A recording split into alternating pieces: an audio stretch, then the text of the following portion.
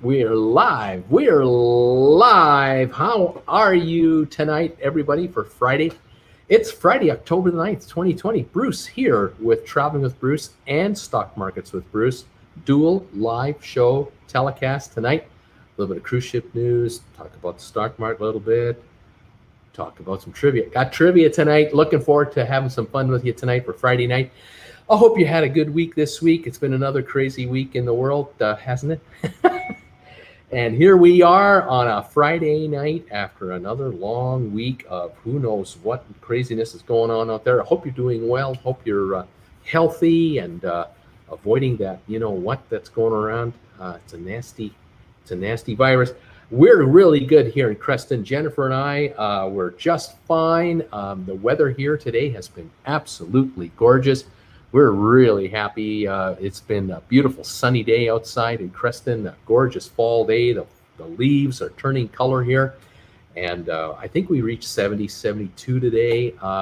Not too bad, no wind at all, just great. But next week, our highs will only be in the upper 50s. It is beginning to turn, unfortunately. But that means it's apple season. Apples and pears are going to be coming off the trees around here. Plums have been harvested lately. We have a couple plum trees in the back of the house. We've been pulling them out. So yes, things are definitely happening. Let me double check my channels and make sure we're up and running on both. I'm double checking my big ass iPad, which is right over here. Yes, indeed. I have actually got 3 viewers on the little channel right now. Thank you, people. The People's Republic of San Francisco is here on my Stock Markets with Bruce channel, watching me right now. Thank you for popping in. If you're watching me, no matter which channel you're watching me from, say hi to me. Tell me where you're watching me from. What was your temperature today? How are you guys doing? Let me double check now my big ass telephone here, making sure that indeed we are live right here on the TWB channel as well. And there are now, I'm showing at least 27 of you in the TWB channel. And more coming in. Here they come. They're coming into the stock market channel. Keith Hensley is here. Hi, Keith. How you doing?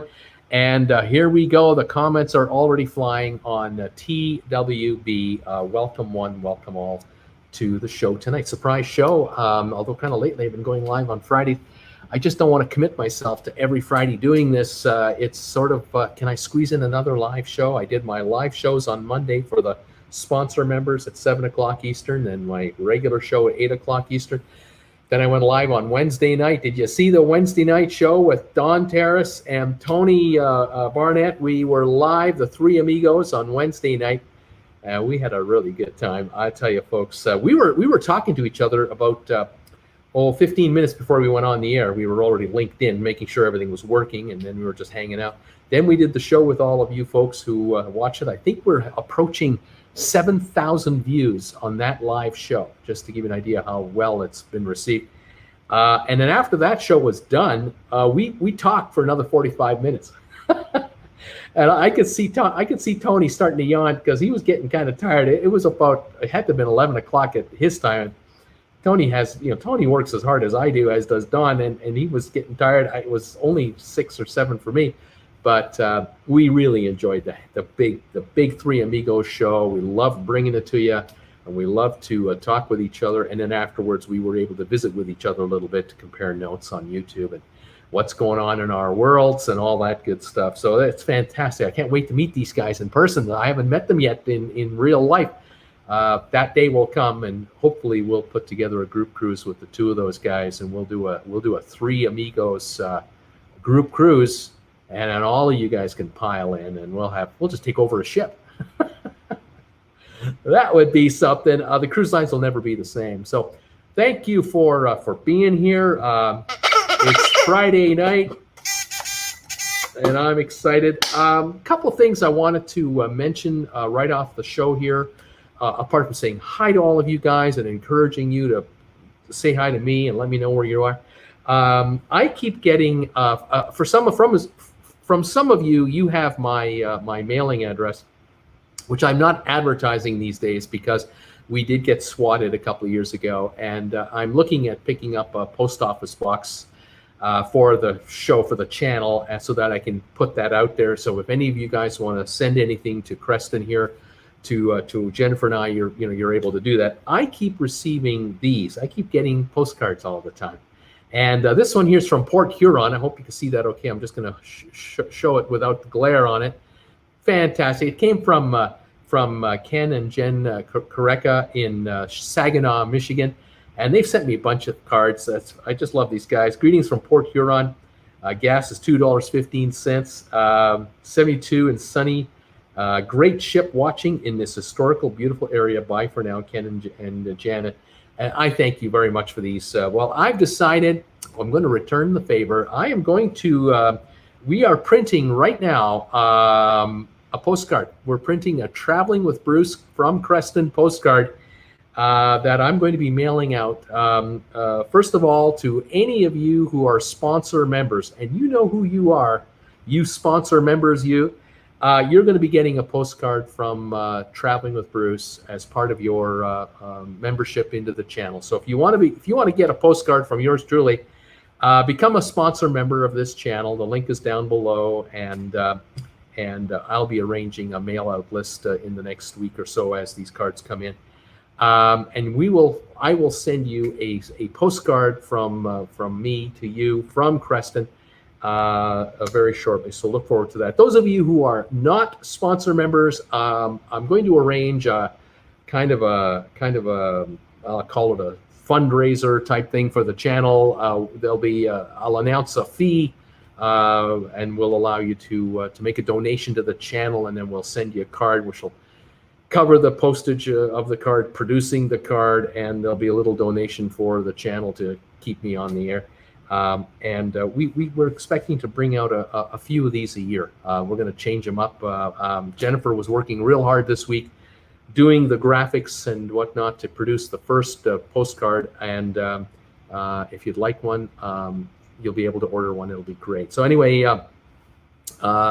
all sponsor members, you're automatically going to get a postcard from yours truly. You don't have to do anything except you're going to be providing me your address, which I'll do off the air, not here. You guys later, and when they come in, we'll fire them all out and get you all your own TWB Creston postcard. And I hope you like them. We think we're going to do a bunch of these going forward. So thank you all of you who are supporting this channel, being sponsor members. It means a lot to me. We added 2 new emojis this week for sponsor members. So if you're a sponsor member, check it out. You now have 2 more emojis that you can use. And of course, you can now post the emojis not only on the live chats here, but also you can now post the emojis on any video that I make. So if you're sending a little message to me after I make a video and telling me you liked it, or you have something you want to add to the channel, you can add emojis, sponsor member exclusive emojis on those messages. Kirk just popped them up right there. Thank you, Kirk. He's popped up the 2 brand new emojis we just got added this week. If we add another 4 sponsor members to the channel, we'll be allowed to add another emoji, because the larger the number of sponsor members you have, the more emojis you can offer. And so we're, I think, 4 away from our next one. So fantastic, all of you. Thank you again for all your support and joining me on the exclusive sponsor member hangout show Monday night, 7 o'clock Eastern, just for sponsor members from 7 until 8 Monday night. We have a hangout show for sponsor members, and then at 8 o'clock we go live on the regular show on the TWB channel, and we have a good time with all that. Thank you everybody for that. Today in the cruise world, we were all waiting now for this meeting that was going to happen between the Vice President of the United States, Mr. Pence, and the heads of the cruise lines, and I think the CDC people and Health and Human Services people. They did a virtual meeting over the phone through some kind of, obviously some sort of Zoom thing, and I guess the meeting has been had. It got done, and I don't know if anything really was accomplished other than the Vice President acknowledged the receipt of the 65-page, 74-item suggestion health protocol study that the cruise lines put together, and the CDC, they got that, and so everyone's sort of acknowledging and thanking everybody and slapping everybody in the back that this has all been done. But there wasn't an announcement made today that cruising is on. That hasn't happened, although we are all led to believe that the first week of November, cruising could theoretically start again, because that's what the White House wanted. The CDC didn't want that. The CDC wanted the cruising to be delayed until next March, but the White House wanted it, earlier. We already know, those of you who watch me regularly, and most of you here are regulars who watch me all the time, you all know, I know, that the cruise lines have all delayed their first cruises till at least the first week of December. I mean, that's no surprise. We've now been hearing more and more talk about how long it takes the cruise lines to organize their crews, organize their suppliers, and also to help the cruise lines solidify the ports that they're going to visit, the itineraries. It's one thing to get approval for your own private island in the Bahamas. That's an easy decision for the government of the Bahamas to make, to allow Royal Caribbean to go to Coco Key, or to have Disney go to Castaway Key, or all the other islands that the other cruise lines have. Those are easy decisions, because we're not talking about hundreds of thousands of potential people being exposed to a bunch of cruise passengers. These are remote areas that have a very small number of people, and so for the cruise lines to do testing of their crew and their onshore employees is an easy thing. And for the passengers, it's a reassurance that if you get off the ship on a private island in the Bahamas for the day, 6-8 hours, let's say, with your wife or your children or any traveling companions you have, whether it's a family reunion or a wedding or whatever, it'll be in a safe place. You're not going to be going into downtown Nassau with 300,000 people wondering if you're going to catch the virus or not. Being in a private island, it's quite secure. And so that's one thing, and that shouldn't be a big issue. The other one, though, is the cruise lines that want to take us to other spots like St. Martin, St. Thomas, St. Kitts, Barbados, to Jamaica. These are islands that are going to have to, these island nations are going to have to approve cruise ships coming in, and how many and under what conditions. Some Caribbean spots, like in particular the Cayman Islands, they're not interested in cruise ships until the new year. They've already said nothing until 2021. So some of these places that we've traveled to before, or we would love to have traveled at one point, may or may not be available to the cruise lines by December. And so there's a lot of communication going on between the cruise lines and these Caribbean ports. Obviously, Mexico and other areas like Belize and any of the South American countries that might be visited. The Panama Canal, to traverse that has to be negotiated, though things look to be opening up. So there's a lot of work the cruise lines have to do, apart from just get their crew in. But having said that, if you're going to, like Carnival, they were talking about 6 Carnival ships would start sailing, 3 out of Miami, 3 out of Port Canaveral, I believe it was. 6 ships, 1,000 crew members per ship minimum. That's 6,000 crew you're going to have to get to those ships. Now, are they allowed? Can Carnival arrange airfare for 6,000 crew members from various countries around the world to fly into Florida? I don't think so. Not at the moment. I don't know if that's even being done. I'm not sure if that's being allowed by the CDC or Homeland Security, U.S. Customs, the Health and Social Services. I'm not sure if they've allowed all this international traffic to happen. I'm well aware of the fact, though, that Europeans can't come to the U.S. I can't easily. I can fly into the U.S., but I can't drive into the U.S. So if you have crew members being flown from the Philippines to Heathrow, and then you want to transfer them from Heathrow to Miami, can that be arranged? Will the United Kingdom allow a charter flight or a regular service from the Philippines, Indonesia, India, Pakistan to London, and then let those folks gather up onto flights to Miami these are all logistics that are being worked on as I'm talking to you over the next few weeks. So the cruise lines are really up against it. They're really scrambling right now to figure it out. And then there's the elephant in the room, and that one is known as the November 3rd election. Despite what no one is saying, because the cruise lines will not talk about this. They don't want to get into trouble. They leave it to me to talk about it, and I get the hate mail. November the 3rd is the election. And if the election goes the way of the current administration, and that the next 4 years will be the same people in charge, the cruise lines will go right ahead and bring their crews in because they know they can sail. They've got the approval from above. But if there's a landslide victory on the 3rd of November, or it is fairly obvious to most people that there will be a change in administrations in late January, the cruise lines may hold back because they're going to sit there and go, wait a minute, whoa. If we just charge ahead and start sailing, and the new administration starts having press conferences in the latter part of November and into December, talking about, what we're going to do on day one when we take over. One of the things they might do on day one is to reverse the cruise restart order. That might be the first thing they do. The second thing they do is they might limit international travel in and out of the U.S. The third thing they might do is limit,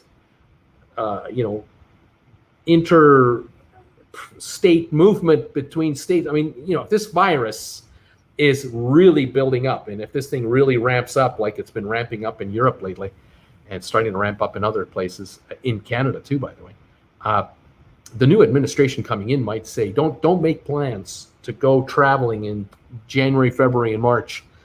Folks, we're going into a lockdown mode. We've got to stop this thing. It's out of control. We've got issues. The cruise lines will not start. There's no way. They're not going to spend millions of dollars to bring in all these crews. I'm talking about 6,000 crew members for Carnival. Think about Royal Caribbean, Norwegian, MSC, Disney, all these lines and all the subsidiary lines that the larger lines own. We could be looking at, say, between December and March, 50 cruise ships getting staffed up. That's 50,000 crew at $1,000 a ship. Now, those of you who follow me a lot, that the Oasis class ships, the great big ones that Royal Caribbean has, they have 2,200 crew per ship. They got 5 of them. That's 11,000 crew just to get those ships fired up, right? So if Royal Caribbean is going to spend the kind of money it'll take to sign contracts for their employees, arrange their testing, arrange their flights and accommodations and meals and a quarantine scenario once they get to the U.S., or a quarantine scenario on land, then be allowed to put them on the ship, or however it has to work before they can even handle a paying passenger, these cruise lines will be millions and millions of dollars into the game before you or I step one foot on board a cruise ship. By the time we get on a cruise ship for a 1-week getaway or whatever it's going to be, the cruise line has spent millions and millions of dollars getting their ships ready, supplied, staffed, tested, and cleared for business. And they're not going to want to take that chance to do all that work if within a week of the election, by the 10th of November, the 15th of November, if there's a change in administration and the new administration is already hinting, we're shutting everything down the minute we get in, there's no way, then the cruise lines, they won't even start up in December. They'll do another 1 month delay. They'll do a delay till the end of January, and they'll wait because they're going to say publicly, we're not sure what the new administration wants to do. We have to be careful. So it's a prudent thing to do for the cruise lines. It's a smart way to go. It's frustrating for us, certainly frustrating for the shareholders of the cruise lines, the cruise lines themselves. But I have a suspicion that if it's obvious there's going to be a change in administration, despite whatever court battles are happening or mail-in voting controversy or whatever's going on, and all that stuff, if it's pretty obvious that doesn't matter, the votes are so over here that these guys are out and these guys are in, the cruise lines are going to go, okay, we now know we answer to another party starting the end of January. We now answer to another group of people, and that's the next 4 years. We gotta go with the flow. So whatever the current administration wants, the cruise lines will say thanks anyway. But the end of January, somebody else is in town, and we gotta go with those guys. And who knows who's going to be in charge of the CDC, who's going to be in charge of the press releases for the CDC, who's in charge of all these agencies. They change. It's all over. Everyone shifts out, and we have to see, what the thinking of the administration is going to be going forward. So, folks, we all are getting our hopes up that we can go cruising real soon, but we better pay attention to the calendar and to reality. And the hard reality is there is an election coming up on the 3rd of November. And as a Canadian, way up here, up north of the 49th parallel, I have to just observe, like everyone else around the world, what my friends in the United States are going to do. And based on what Americans decide, the rest of the world will then react from there. Because right now, we're throwing our hands up in the air going, we have no idea what to do. Most Canadians right now who want to take a winter vacation, they're thinking a couple of thoughts. One would be, well, I have a property in Florida, or I own a home in Phoenix, or got a condo down there, and I spend my winters as a snowbird down south. Well, I won't be able to drive down this year, but I'll fly down and I'll just rent a car down there while I'm there. We might do that. But for those Canadians who don't have that luxury, and I'm one of them, I don't own property in the U.S. For those of us who would like to get a warm holiday in, during December or January or February, it might well be that this is the year we don't go cruising. This is the year we take a 1 week all-inclusive vacation in Costa Rica or Mexico or Jamaica. For Canadians, we can go to Cuba because we're with the Commonwealth. We're allowed to take direct nonstop flights into Cuba and take a 1 week all-inclusive there on a 3-star, 4-star, 5-star. The Europeans, they fly in and they come into Jamaica. They come into the Bahamas, Barbados, St. Kitts, St. Lucia, you name it. I mean, all the Caribbean islands have all-inclusive resorts. And what I was telling some of you folks who were watching a few weeks ago, I did a video or two of talking about the likelihood of some of these Caribbean nations not allowing in as many cruise ships anymore as they have in the past. And instead of promoting cruise passenger visits, they're going to go after long-term 1 to 2 week long visits from people coming in for a 1 or 2 week all-inclusive stay, or a 1 week in Barbados in the Hilton, and then 1 week in Grand Cayman at the Ritz. We're talking 5-6 star luxury here. We're talking $5-10 grand a week per couple. There are folks out there who take 2 and 3 and 4 week holidays every year at $5,000 to $10,000 a week in certain locales. They don't go near a cruise ship. They come into the high-end properties and get pampered in the winter weather that way. And they're from all over the world. Some are coming in on their own jets. Others are coming in on regular flights. But I think that a lot of the nations in the Caribbean this year are going to really try to promote all-in vacations by many more people rather than going after the cruise ship game. Because cruise ship passengers, to be fair, we know, those of us who cruise, we know what a deal cruising is. We know what a great deal cruising is. But for the islands, it's not the greatest deal because we're spending 90% of the money we spend on a cruise ship vacation goes to the cruise line. 10% of what we spend might go to an onshore excursion or 2 or 3 and some spending on the islands. It's pennies on the amount of money we're spending for the whole cruise experience. Whereas if we were to fly into Barbados for, say, a 10-day vacation in a sandals resort, we're on the property for the full 10 days. And we might go scuba diving for several of those days, or fishing, or just snorkeling, and or chartering a little sailboat outing, or whatever we're doing on land and on water excursions for the full 10 days or whatever number of days we're there. And we are dropping $200, $400, $500, $600 a day on average on everything, including the drinks and the meals and the outings, and T-shirts for our relatives and whatever we're going to do.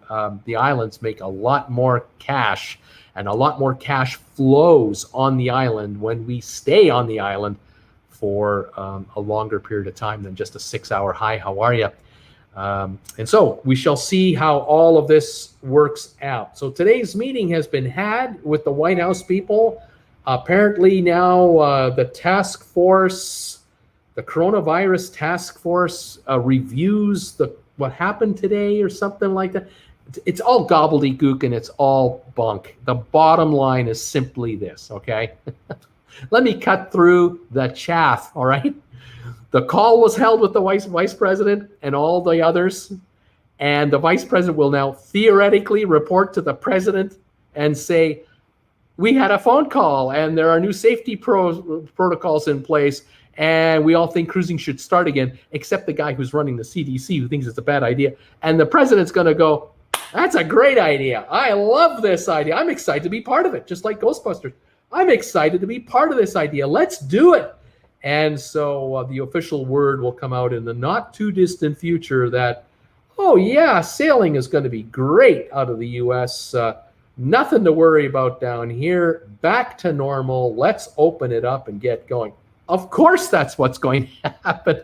But officially, they're going through the mannerisms and all the, whatevers to get to the final result. So anyway, the cruise lines have already decided we're not cruising until December. And nudge, nudge, wink, wink, I'm telling you, they're not sailing in December if the election goes the other direction. If the current administration is out and a new administration is coming in, there may not be sailing until the new year. Just telling you, just warning you, but it is my opinion. That's what I think is going on. Love it or hate it, I'm telling you, that's what I think is going on. So there you go. Okay.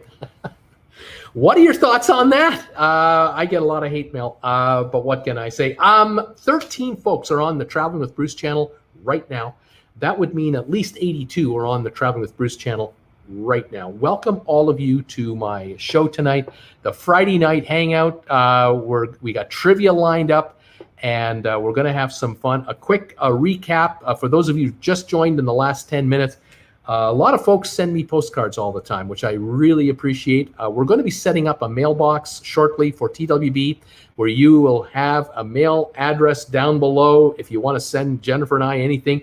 But we are going to be sending out a Creston postcard from here. We've put together a custom-made Traveling with Bruce Creston postcard, and we're going to send one out automatically. Everyone that is a sponsor member of this channel will automatically get their very own TWB Creston postcard from Canada.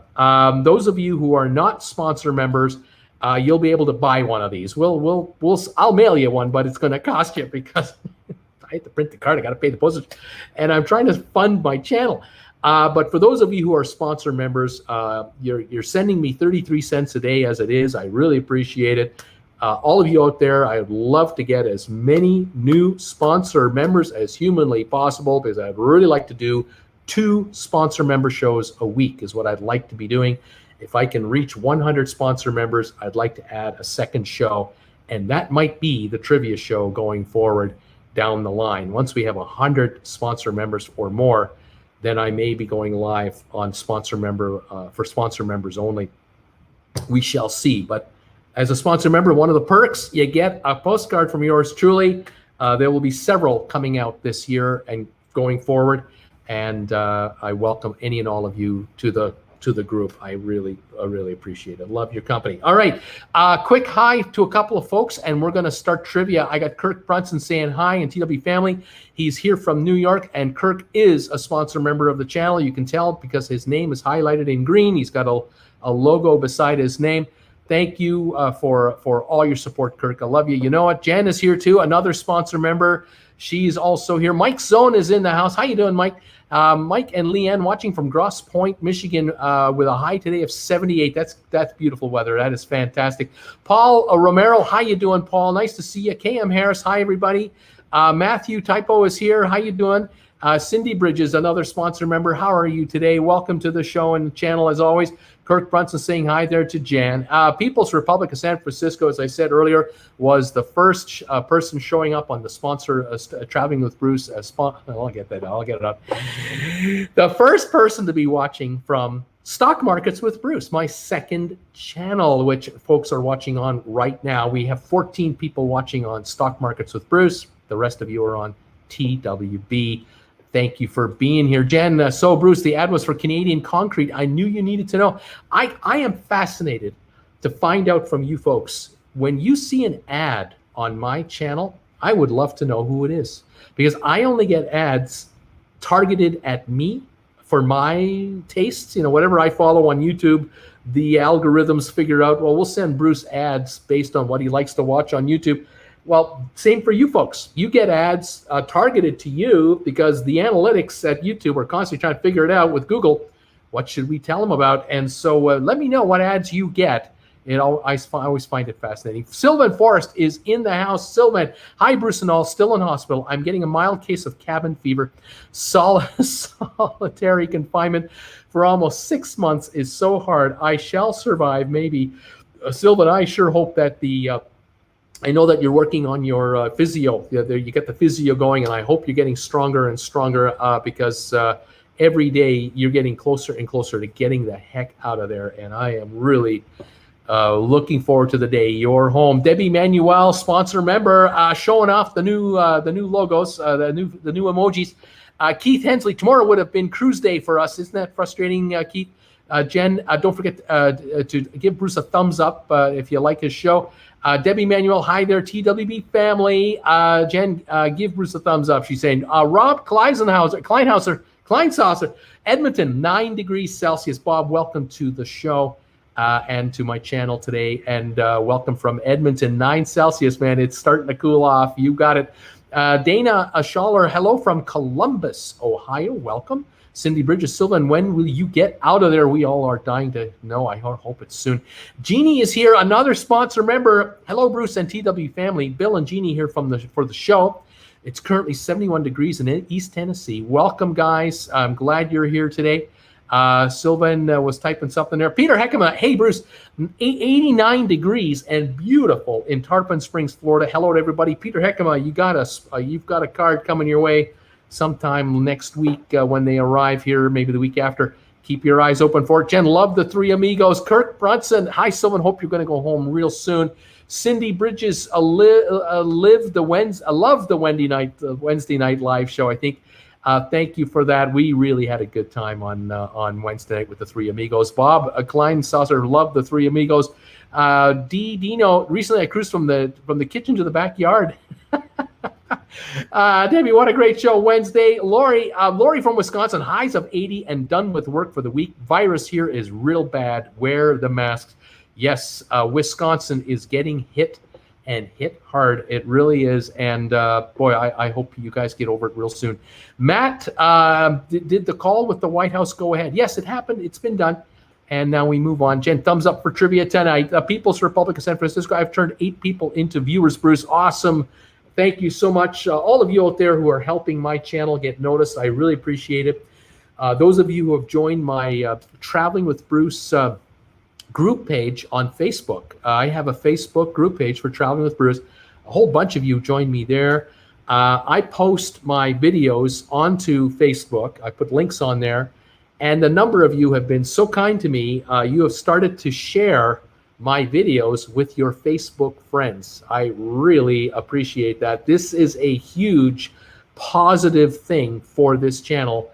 YouTube measures a channel by what kind of traffic it can generate, how long people will watch the video, percentage-wise, minute-wise, what kind of engagement does the creator and the viewers have, and where does the traffic come from? So when I deliver traffic to YouTube through my group, my TWB group page, and then you guys start sharing my videos to your friends on Facebook, and they start watching the videos, oh, YouTube loves that. Their computers sort of go, we got to promote this channel to more people because this is the kind of creator we live for.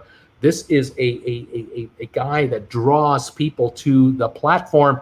And so I thank all of you for the thumbs ups and the comments and for sharing my videos. Oh, it is a big deal. Thank you, all of you. Keith, watching from Knoxville, Tennessee. Welcome. Sylvan, congrats on Wednesday's show. Well done. I enjoyed it very much. Sylvan, I'm glad you got to see it.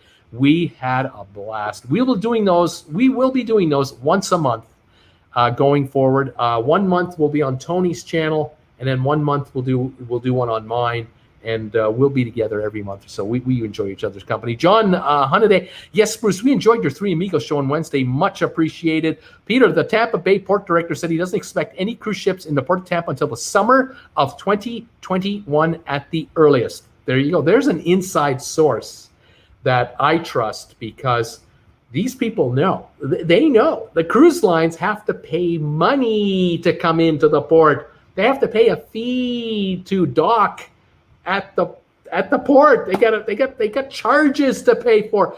Homeland Security charges money to enter and disembark people. Embarkation, disembarkation. The cruise lines will not sign contracts with ports unless they know they're going to use the port. They don't just willy-nilly make deals with all these port cities and then cross their fingers and hope they can go in there with their cruise ships. They won't sign until they're for sure they know that the cruise is going to happen. And if the port director of Tampa says they're not going to have any cruise ships till next summer, you believe it. This individual is not a politician. This is a person in charge of a very expensive facility, and they know what they're talking about. That's good stuff, Peter. Thank you for that info. Jim Galliano, hello from Nokomis, Florida. Jim, welcome from Florida. Nice to have you here, buddy. Debbie, Jen, thumbs up. The stock market for trivia tonight. Stock markets with Bruce. Thank you, all of you, for being here. 15 now on the Stock Markets channel. Cindy Bridges, I love the postcard idea. Looking forward to one from you. You betcha it's coming. Jen, love the postcard idea, Bruce. Count me in. Kirk Brunson, great idea, Bruce. I can't wait for that postcard. Kirk Brunson, love those. The new emojis are being shown off. That car guy, hello, Bruce. Jack Wise, greetings from Conroy, Texas. Conroy, 79 degrees and sunshine. Welcome, Jack, to the show. Sponsor member that you are.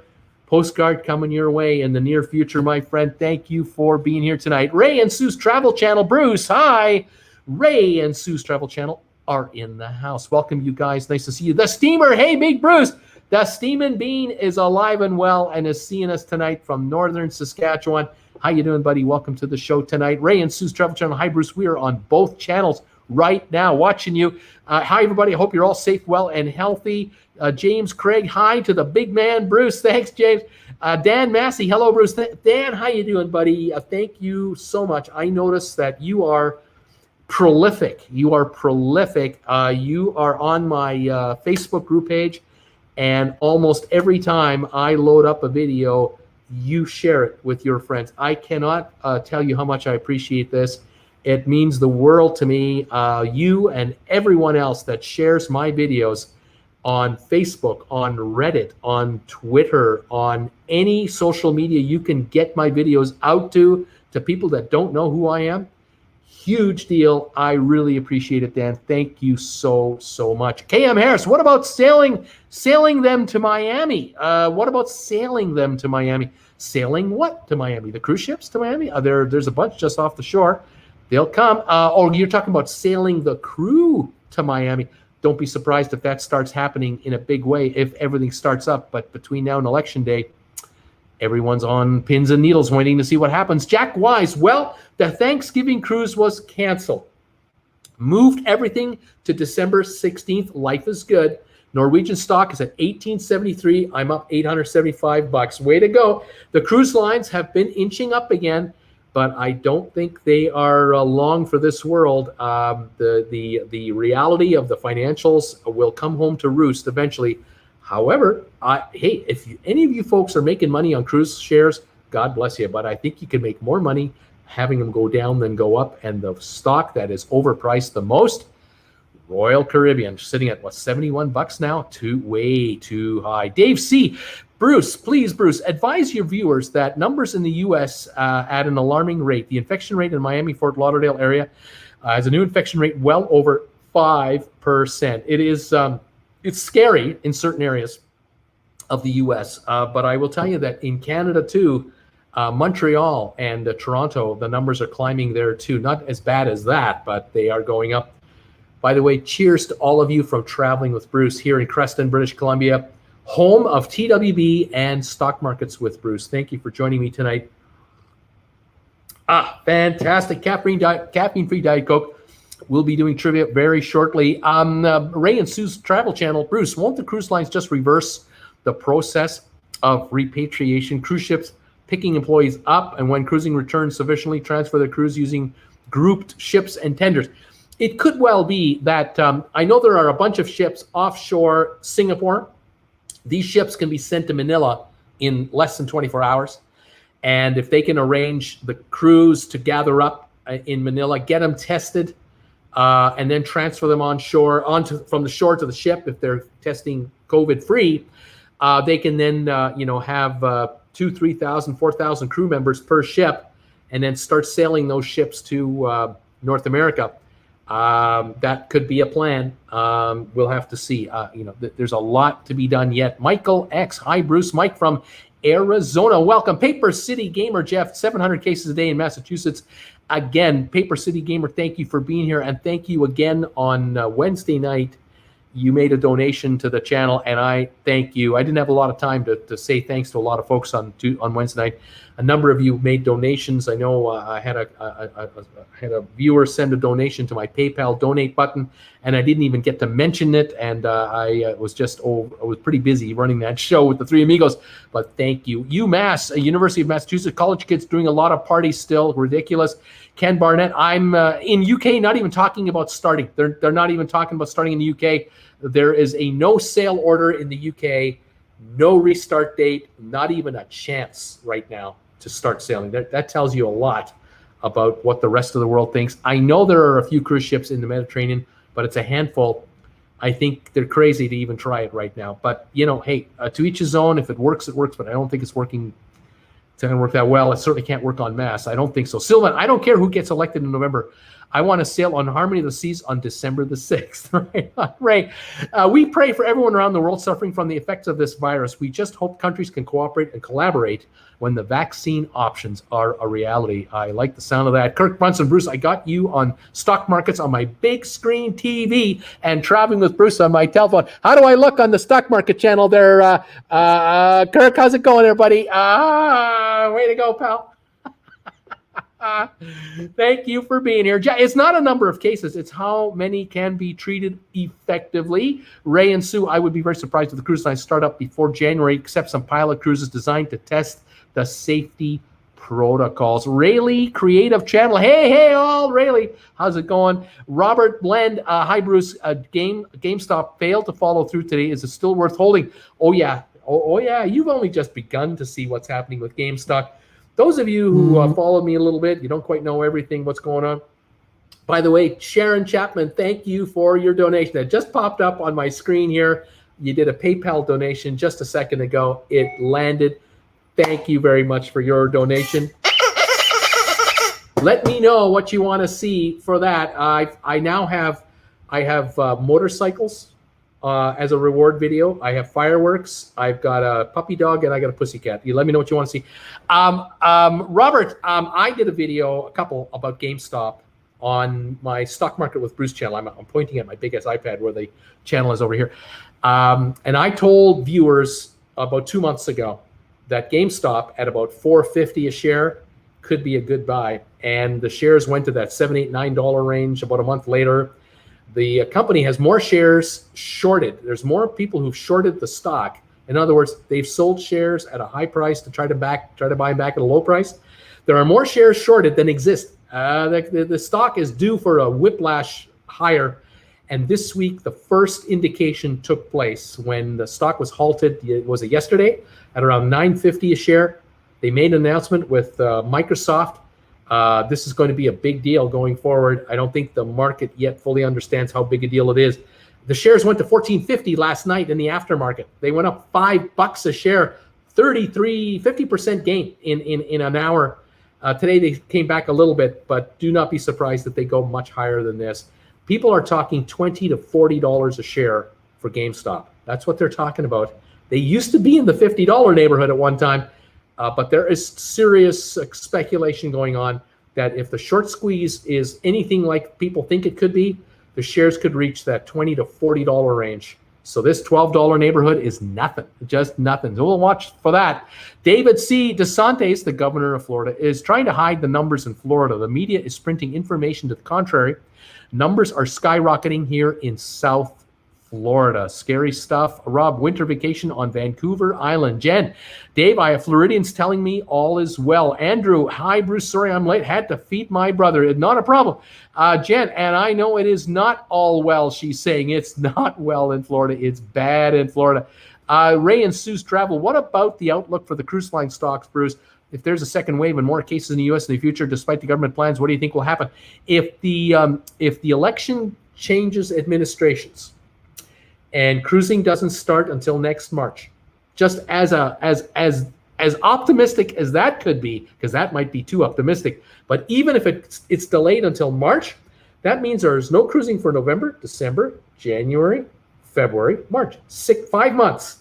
That's another $5 billion that will evaporate out of the bank accounts of the three largest cruise lines: Norwegian, Royal Caribbean, and Carnival. Just those three guys. That's $1 billion a month, $5 billion gone. Carnival says they have $8.2 billion cash on hand. $2.6 billion is already called for. They have to use that to pay back loans that are maturing between now and next year. They've only got $5.5 billion actually. They're going to use they're going to use about $3 billion of that money between now and next March if they don't sail. They'll be down to $2 billion in cash by next March. And then to start the cruise line up again, if they can start then, which they might not be, but if they can start, they're going to need $1 billion to get everything going again. And so they're going to be cash poor by next summer, like desperately cash poor, unless they can raise another $3-4 billion.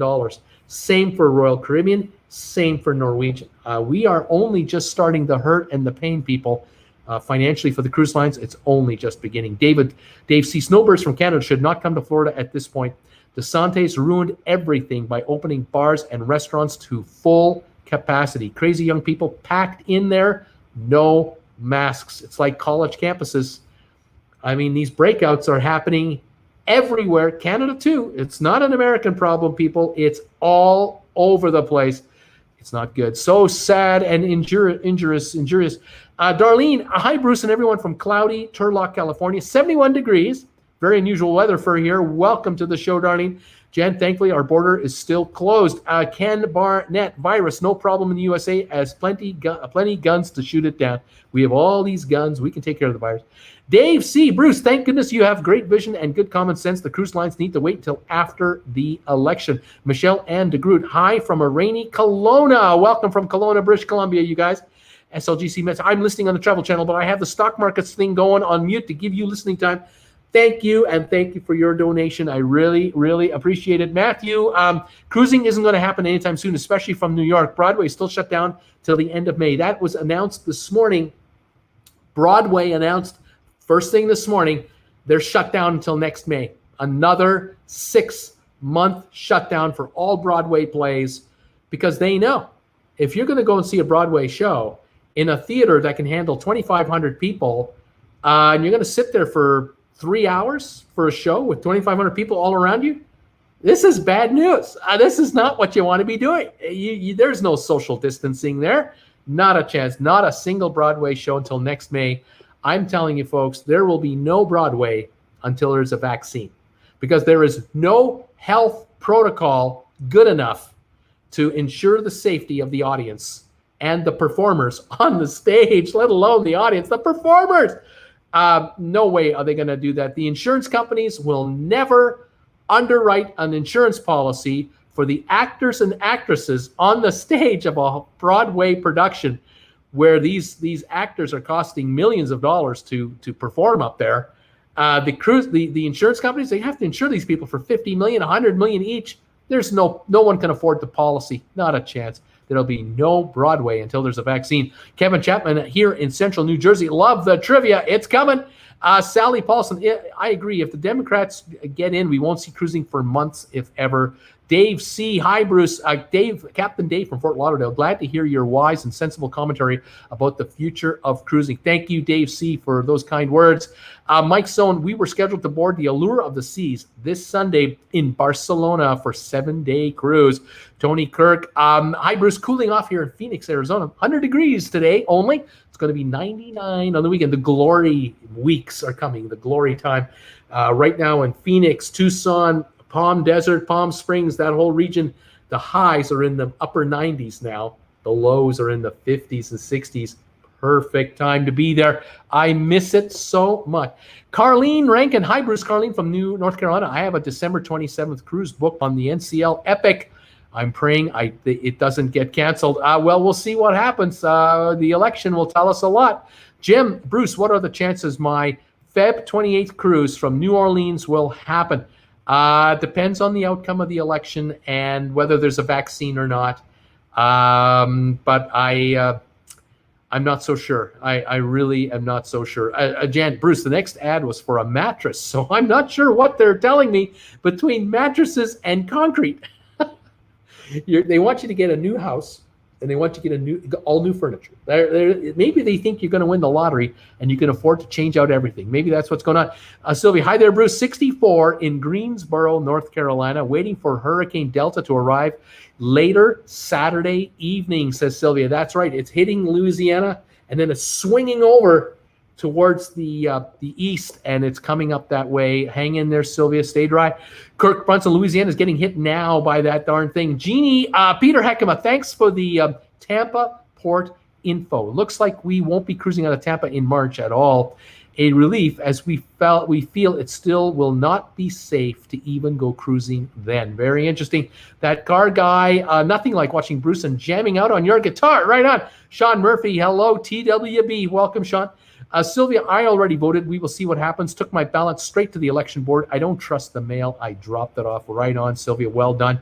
Get your vote in there. Every vote counts. Ron Clark, yeah, the rates are going to go up and down, but can't blame cruises. NP. I'm not sure what that means. Sean, put in my first stockholder benefit for $100 and on onboard credit. We'll see what happens. Right on. Hi, Debbie from Sylvia. Janine Steele. Looks like NCL Joy and Sea Princess are on the way to Manila. Interesting. Picking up crew. Sean, I have 20 in GameStop too. Right on. SLG Mets, let's see the puppy. All right, you get a puppy. You sent me a donation on my donate button for PayPal.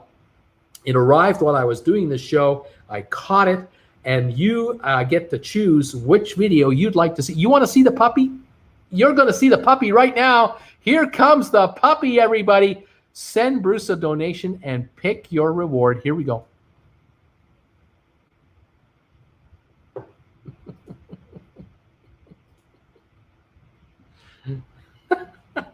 I love this puppy. There he goes. Yeah, I love that puppy. All right, we got the puppy, and thank you, Sharon, so much for your donation.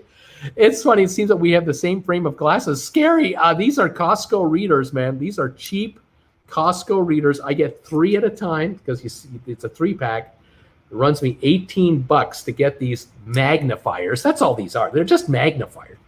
And yeah, there you go. Oh, by the way, if any of you become a sponsor, join the sponsor member group while I'm on the air, you tell me what video you want to see, and I'll crank up a video for you guys as well.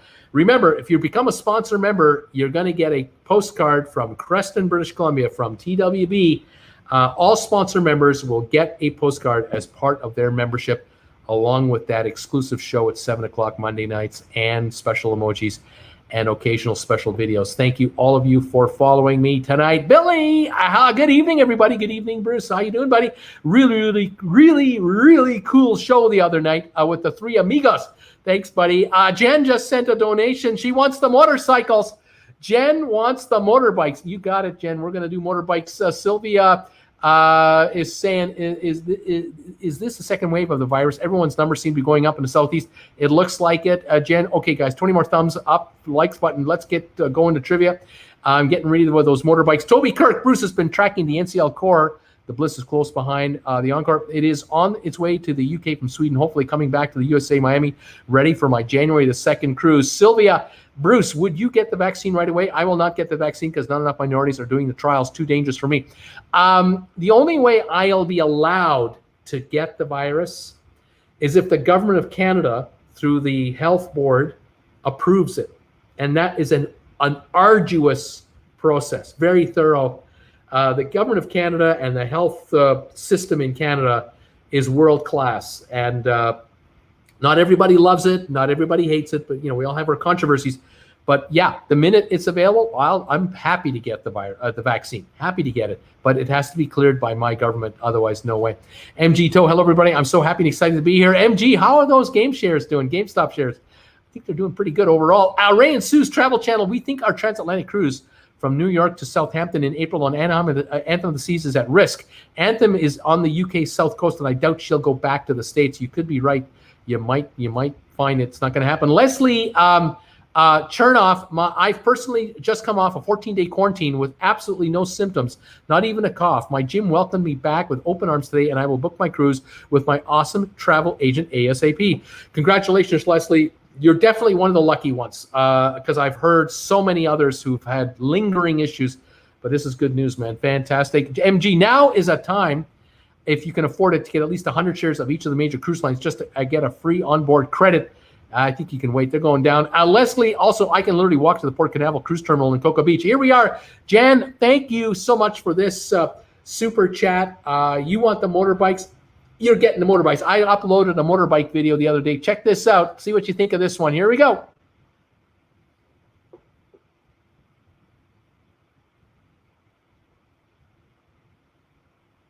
Woohoo! Look at this. Wow. Let's do that again. Hang on. Let me get rid of the comment. Get out of the way. And then let me run that one more time. Check it out.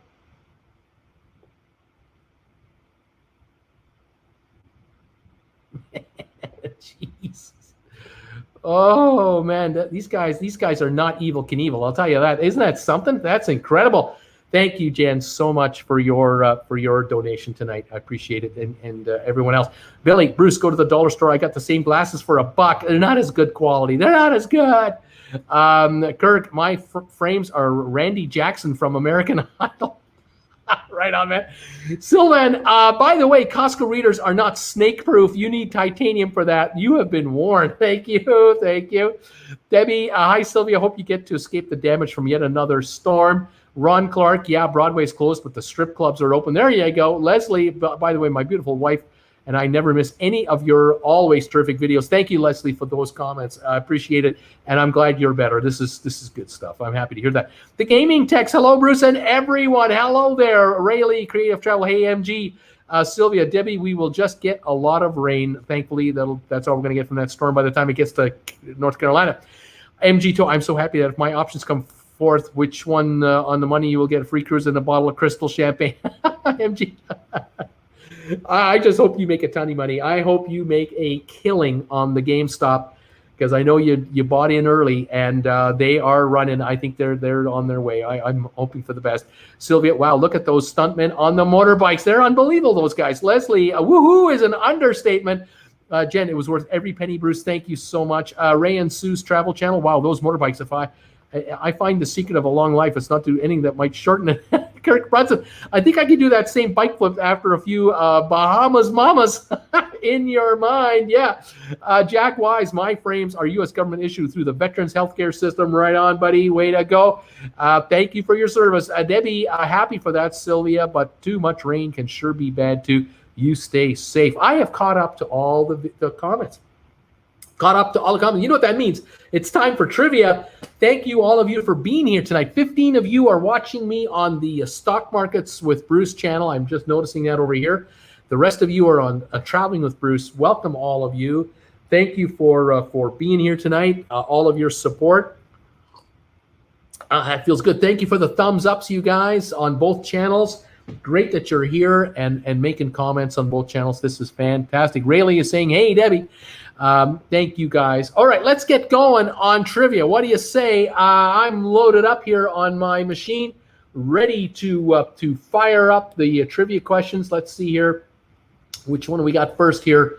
Oh, yeah, we got a good one here to start things off with. Let's see how you guys will do today on trivia. I'm feeling pretty good about how you guys do. You're pretty deadly on trivia almost all the time. Let's see if I can make this happen a little better here.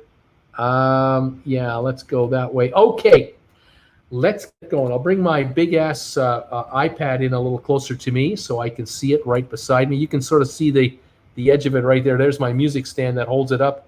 Kind of move that out of the way a little bit. And yeah, I'll be knocking off the questions. All right, guys, thumbs ups. Thank you, MG. You got that right. Thumbs ups for Bruce. Gaming Tech Bruce, can you do another late night show? Maybe. Suzanne, has anything changed for Carnival in November sailings? There are no sailings in November for Carnival. Their first cruises will be in December. All depends on the election, though. That's what I think. Wait until after the election to find out if your cruise is really going to happen or not. Okay, here we go, guys. Are you ready for your first trivia question? You can answer the questions on TWB or on Stock Markets with Bruce. Makes no difference. I get all the answers on my computer screen. And let's see what happens. Paper City Gift, I do like the late night shows also. Should I do a show at like midnight Eastern or something like that? Should I do like a real late one for you guys? I don't know. It's only 9 o'clock Pacific time. I'd still be awake, kind of, sort of. I don't know. Anyway, we'll see what we can do. Here's your first question for tonight's trivia show.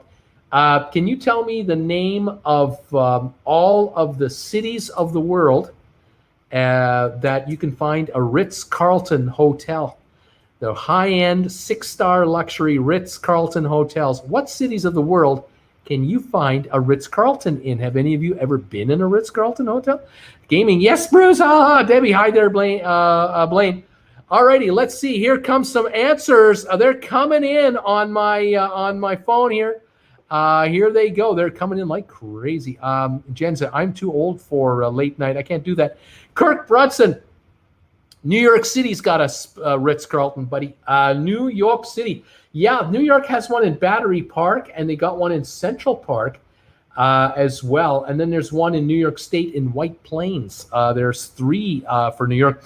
Jan is thinking Dubai. What about the United Arab Emirates? Yep, there's one in Dubai, and there's one in the Dubai International Financial Center. There are 2 Ritz-Carltons in Dubai to kind of give you a little taste of how much money there is moving around in the Dubai area. There's a lot of cash moving around in Dubai, and there are a couple of Ritz-Carltons there to collect some of it. Yes. Rayleigh has New York. So does Paper City Gamer. SLGC Mets. What about London, England? London in the United Kingdom. London, England. Let me just see here. The UK for London. Let's see. I know there used to be one. There definitely used to be one in London. Just checking here. Not on that list. Not on that list. Not over there. But there was a time there was a Ritz-Carlton in London. I'm not showing one at the moment. Gaming Tex is thinking Philadelphia in Pennsylvania. Yep, Philadelphia's got a Ritz-Carlton. BC has New York City. Sylvia is thinking Munich in Germany. Germany, nope, not in Munich, but there are 2 cities that have 2 cities in Germany that have a Ritz-Carlton. We have London again, New York again. Sylvan thinking Montreal in Canada, as we say. Canada, let's see about that. Canada, I'm looking for Canada. Here we go. No, I don't have Montreal, but the other big city has one. There might have been one at one time. Anthony Williams is thinking Chicago, Illinois. Let's see here. Chicago, Illinois. Chicago didn't pop up. I'm surprised at that. But then again, not every city has a Ritz-Carlton. Let's see now. Think about world-class cities for sure. Here we go. Mike's Zone, Toronto in Canada. Yes, sir. Definitely Toronto has a Ritz-Carlton for sure. Paris used to have a Ritz-Carlton. I have a feeling that the Ritz-Carlton chain may have changed ownerships and that the Ritz-Carlton in Paris is no longer associated with the Ritz-Carlton family. I could be wrong, but I'm not showing it on this quiz here today. Miami is the next guest. Let's take a look for Florida. Miami. Okay, yeah, Miami Beach in Florida, definitely. There are other Floridian located Ritz-Carltons, a number of them in Florida. West Palm Beach has just come in here. I'm looking. I'm not sure if I don't see that specific listing, but we'll keep an eye open. Chicago, Atlanta, Atlanta, Georgia. Yes, downtown Atlanta and Atlanta Buckhead. There are 2 Ritz-Carltons in Atlanta. Houston for a Ritz-Carlton. Houston in Texas. I'm not showing anything for Houston, but I am seeing another city in Texas. I'm seeing one. Now, Abu Dhabi. Jen is wondering about Abu Dhabi. I'm not showing Abu Dhabi in the UAE. Nope, not showing that. Las Vegas, Nevada. Nevada. Not showing a Ritz-Carlton in Las Vegas, believe it or not. Montreal, no. Singapore. Yes, there is a Ritz-Carlton in Singapore. I think they have Rolls Royces that will pick you up and take you to the airport as well. I'm pretty sure. New York, we've done. Dallas is the other Texas city. Yes, Dallas, Texas has a Ritz-Carlton. Muscat in, I would say that would be Oman, Muscat. I'm not showing it on this list. Quebec, no. Philly, we've done. Los Angeles in California, yay. Yep, LA has a Ritz-Carlton, definitely. They will be more than happy to accommodate you for big money there. Shanghai in China. Shanghai, yes, there is a Ritz-Carlton in Shanghai, and there's another one in Pudong in Shanghai. There are others in China as well. Hong Kong, yes, indeed. There's a Ritz-Carlton. I think they have limos to take you and pick you up to the airport there, too. Geneva. Excuse me, Geneva. Wrong pipe. Geneva in Switzerland. Geneva. I would think so. I would say a strong yes, but I'm not showing it on this chart. But I would say that there would likely be one. Montreal stayed there 20 years ago, and it might be gone now, Robert. That's why it's not there today. Florida, yep. What cities? Toronto, we've done. Hong Kong, we've done. Beijing in China. Yes, there's 2. The Beijing and a Beijing financial district, a Ritz-Carlton. Kevin, excuse me. Boston, Massachusetts. Yes, there is a Ritz-Carlton in Boston, Massachusetts. Miami, we've done. Beijing, we've done. New York City, one guess at a time, Leslie, just one at a time. Taiwan, China, Taiwan, Taipei. I'm not showing a separate listing, but there might well be one there. Singapore, we've done. Sydney in Australia. Sydney. I would have thought so, but I'm not showing a listing for Australia. Colorado Springs in Colorado. I have 2. I've got one in Avon and I've got Colorado Denver, but not Colorado Springs. London, we've tried. Tokyo in Japan. Yes, there is a Ritz-Carlton in Tokyo. Dubai, we've done. Miami, we've done. London, we've tried. Tokyo. Germany, what cities? Brazil. A couple of guesses here. Excuse me. Brazil. I'm not showing Brazil for Ritz-Carlton. Honolulu in Hawaii. Yes, well, Kapalua in Hawaii. There's a Ritz-Carlton there. Hong Kong, we've done. Macau. China, Macau, not showing Macau. San Francisco, yes, definitely. Also Marina del Rey in California. We also have Truckee, California, Dana Point, Half Moon Bay, California. Lots of Ritz-Carltons in California. St. Louis, Missouri. That's the guess. St. Louis, Missouri. Hang on, there we are. I'm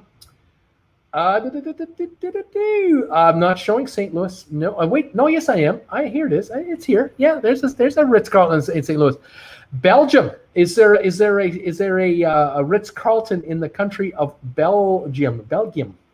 Not showing one on this chart. Berlin, Germany just came in. Yes, there's a Ritz-Carlton in Berlin. I was lucky enough to be able to spend a couple of nights with my daughter in the Hilton in Berlin, what used to be East Berlin. The hotel was built after the wall came down, but the building is actually located what was once in East Berlin. Beautiful hotel, the Hilton Hotel in Berlin, really nice. I think there's a couple. Denver, we've done. Toronto, we've done. Vail, Colorado, we've done. Colorado, Aspen, Kazakhstan.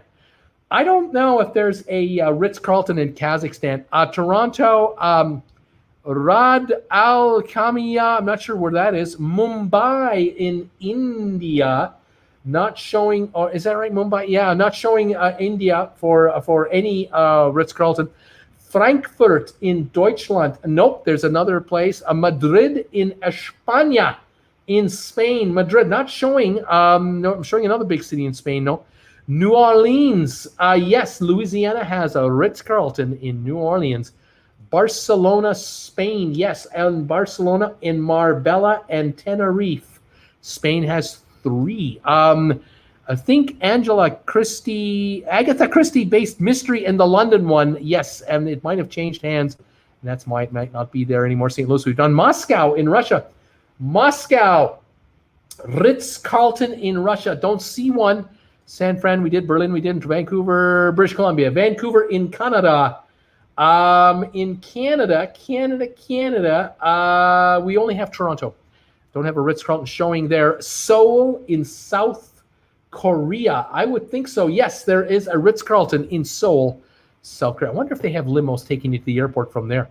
Riley Creative Travel, Washington, D.C. in Georgetown. Yes, and Washington, D.C. There are 2 Ritz-Carltons because they seem to have, from time to time, a few high rollers that come to town in Washington, D.C. Interesting. Monte Carlo, Monaco. Monte Carlo, not showing a Ritz property there. You'd think there'd be one there, a high-end place. Hong Kong, we've done. Moscow, we've done. Vienna in Austria. Vienna. You would think so. I can't find one, but expansion opportunities, let's say. LA, we've done. Miami, we've done. Haven't we done Miami? Haven't we? Yes, we did. Fort Lauderdale, that is correct. There is a Ritz-Carlton in Fort Lauderdale. Charlotte, North Carolina. Yes, there is a Ritz-Carlton, really, in Charlotte. Tampa, Florida. Tampa, not showing one in Tampa, but I still have other cities in Florida. There's one south of Tampa, a town south of Tampa. Do you know what it is? It's a hint for you. Boston in Massachusetts, we've done. Fort Lauderdale, did it. Dallas, done. Mermaid Sea saying hi. Charlotte, done. Melbourne, opening in 2021 in Australia. Very good, very good. We'll take that answer. Denver, we've done. Nelson, Calderon, Colombia. Columbia Ritz-Carlton, not showing one there. Orlando in Florida. Oh, yes, there's a Ritz-Carlton where the Big Mouse has a big facility. You betcha. Orlando. Tampa, south of Tampa. Los Angeles, we've done. Dallas, we've done. Dallas, we did it. Budapest in Hungary for a Ritz-Carlton. Not showing anything there. Tallahassee, Florida. No, not showing that. Another city near Tampa I'm thinking of as well. West Palm Beach just came in. Fort Lauderdale, Moscow, Arizona, Dove Mountain, Arizona. We've got Tucson and Phoenix. Those are the 2 in Arizona. Sylvia Swan, Singapore, we did. Berlin, we did. Miami, we did. Philly, we did. Phoenix, done. Just done. Aruba. Let's see. Have we got a Ritz-Carlton in Aruba? Not showing. Amsterdam, the city of Amsterdam, for a Ritz-Carlton. Not showing. Cleveland, Ohio, for a Ritz-Carlton. Yes, there is a Ritz-Carlton in Cleveland, Ohio. There are folks with cash there too. Isn't that something? You wouldn't think that city would have one, but it does. St. Louis, we've done. Cancun, Mexico. Cancun in Mexico. Not showing on this list. Oh, but I am showing it on this list. It's right in the middle, right here. Cancun, Mexico. Yes, yes, yes. Zurich in Switzerland. I'm not showing Zurich either. Expansion opportunities galore. Istanbul in Turkey. Yes, there's a Ritz-Carlton in Istanbul. Monte Carlo, can't find it. Naples. Well, in Italy, Italia, I'm not showing any Ritz-Carltons, but Naples, Florida, I am definitely showing a Naples, Florida Ritz-Carlton. Key Biscayne, yes, there's a one there as well. Orlando, we've done. Tel Aviv in Israel. I'm not showing any Ritz-Carltons in Israel. Panama City, Panama, for a Ritz-Carlton. Not showing anything in Panama. There's opportunities there. Lake Tahoe, California. That could be Truckee. That could be the Truckee location. Paris, we've done. Atlanta in Georgia, we've done it. Vienna, we've done. Melbourne, Australia. We tried Australia. Fort Lauderdale, we did it. Who else is here? Let's go. Come on back here. Who did we just try? Sorry, here we are. We tried Melbourne, Australia. Berlin, we did. Rancho Mirage in the Valley. Yes, in California. Ritz-Carlton, not sure. Not showing one here, but there's opportunities. Aruba, we tried. Sao Paulo in Brasilia. Brazil, not showing anything there. Rome in Italy, no. San Juan, Puerto Rico. For a Ritz-Carlton, not showing, or am I showing? I've got one in Puerto Rico, but not San Juan. It is in Carolina, Puerto Rico. I'm not sure how close that is to San Juan. Could be a suburb. I don't know. Budapest, Hungary. Moscow, Orlando. We've tried these. Santa Barbara. No, not showing under that specific name. Washington. Cancun, Mexico. We do have Cancun, Mexico. We've done it. San Diego. We may have done it already. Dana Point might be San Diego. I'm not exactly sure on that. Bern, Switzerland. There should be one there, I would think. Palm Springs, not showing on the list. Mexico City, not on the list. Barcelona, we tried. Geneva, Istanbul, Montego Bay in Jamaica. I've got Rose Hall, Jamaica. That might be close. Kansas City, Missouri. Missouri, Kansas. I got St. Louis. And I'm not showing Kansas City. Kansas, not showing. Okay, Athens, Georgia.